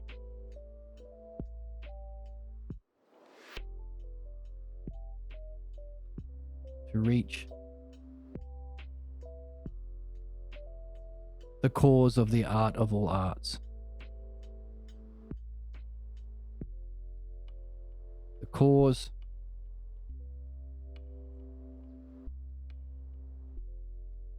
of the art of arts, or the art of humanity, or the art of intelligence.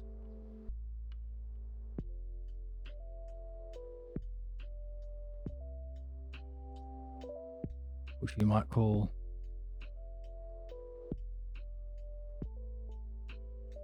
knowing, inverted commas, the self, and our ultimate art of the self logos. All of which we wouldn't have been able to do had we not been going on a fantastic journey in a lovely coffee shop with our friends Harry, Joseph, and Aaliyah, and reflecting along, talking, wondering, reflecting, putting into words our thoughts, exploring together with our friends along the way, all those who are open to this game and willing to listen and reflect, willing to participate in this higher way, needed all of them along the way, leading us to this fantastic discovery of that which is the art of all arts, and to go beyond to the ultimate art, recognize what it is, understanding and functioning artfully through the inherent self logos that's only recognizable through understanding, and also therefore as the single art of all arts, the way of being necessary and true, but also necessary to unite our souls, a shared ideal in our relationships, to unite humanity, all cultures, all species, but all intelligent life also. In this universe and whatever universe we may happen to find ourselves in. Pretty good book, huh? Notice, not one time did we point to a physical authority or belief or culture or period of time as some sort of standard or example or proof of truth or anything like that. Just reason itself applied to reason itself, which anyone can do. You don't have to be a billionaire. You don't have to have gone to Oxford. All you need to do is have computer access and tune into Twitch or YouTube. You're also welcome to join the Discord. If you want to buy me a coffee, you can. There's a link below.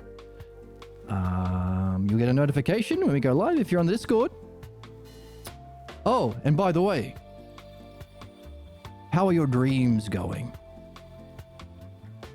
Because one of the axioms we are saying is, well, the axioms to follow are, if those are the things we're here to do,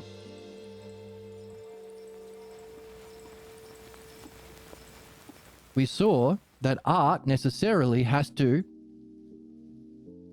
have that ideal. There has to be a knowing of the ideal, both ideals. Hey, all three. The ideal of our excellence, the ideal principle of pathologos, and the ideal self.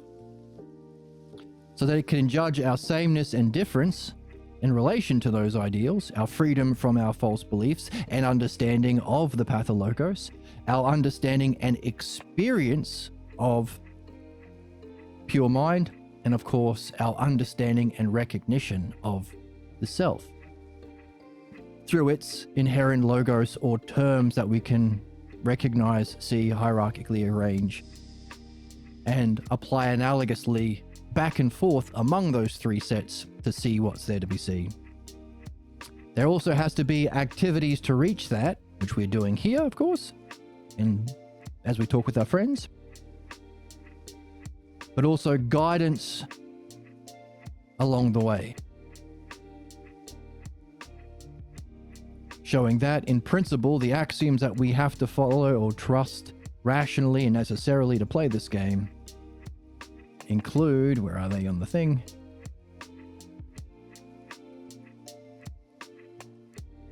That our excellence is reachable through the logos, the greater, the lesser, our problems are solvable through the pathologos, and the artful guidance happens through our dream analysis. Now we are seeing more about what our dream maker must have himself, and see more about the nature of the dreams we have. It's that guidance, it's that artful, masterful guidance that will benefit us if we listen and allow ourselves to be subjects to our dream maker. But also we say, hang on a second,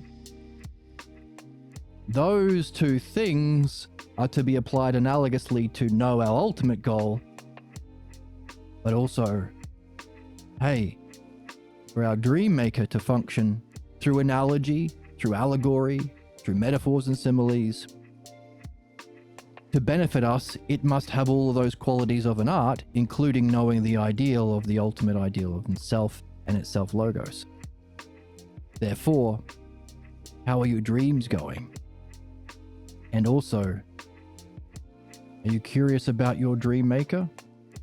The final axiom, our ultimate goal is attainable through reflecting on the inherent intelligibility of our dream maker.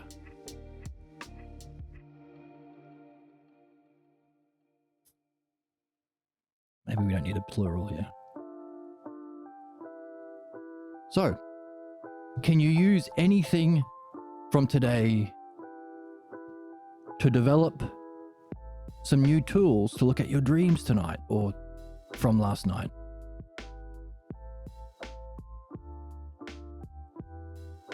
Can you see how the dream maker might be expressing through analogy something of that principle of pathologos? The self that you think is but isn't. Maybe something about the message through analogy about the self that is. And maybe, if you look, there might be something inherent to your dreams that shows you all three. The self that isn't, is, and transcends both.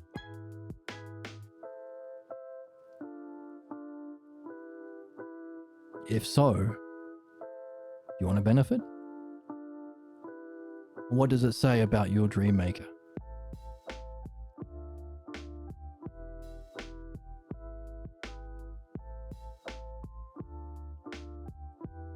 Lots of fun. Worth doing?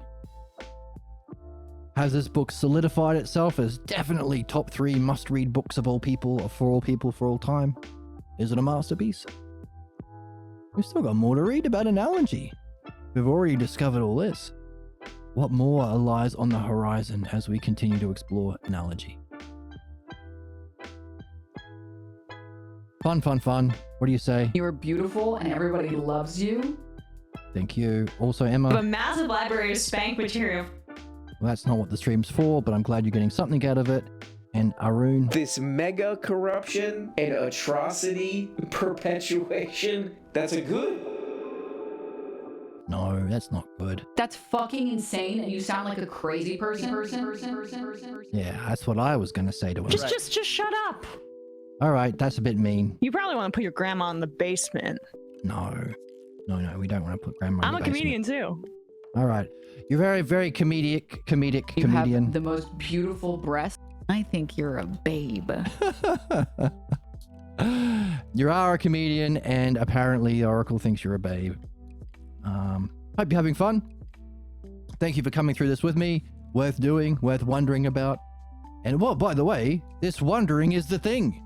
Didn't we say that's how we get there? If the knowing of self happens through understanding, and that understanding happens through analogy, and that analogy happens through discovering, organizing these terms and sets and asking these questions, you were doing it. We were doing it. Our purpose, our excellence, our functioning. Weren't we? So congratulations and hooray for you.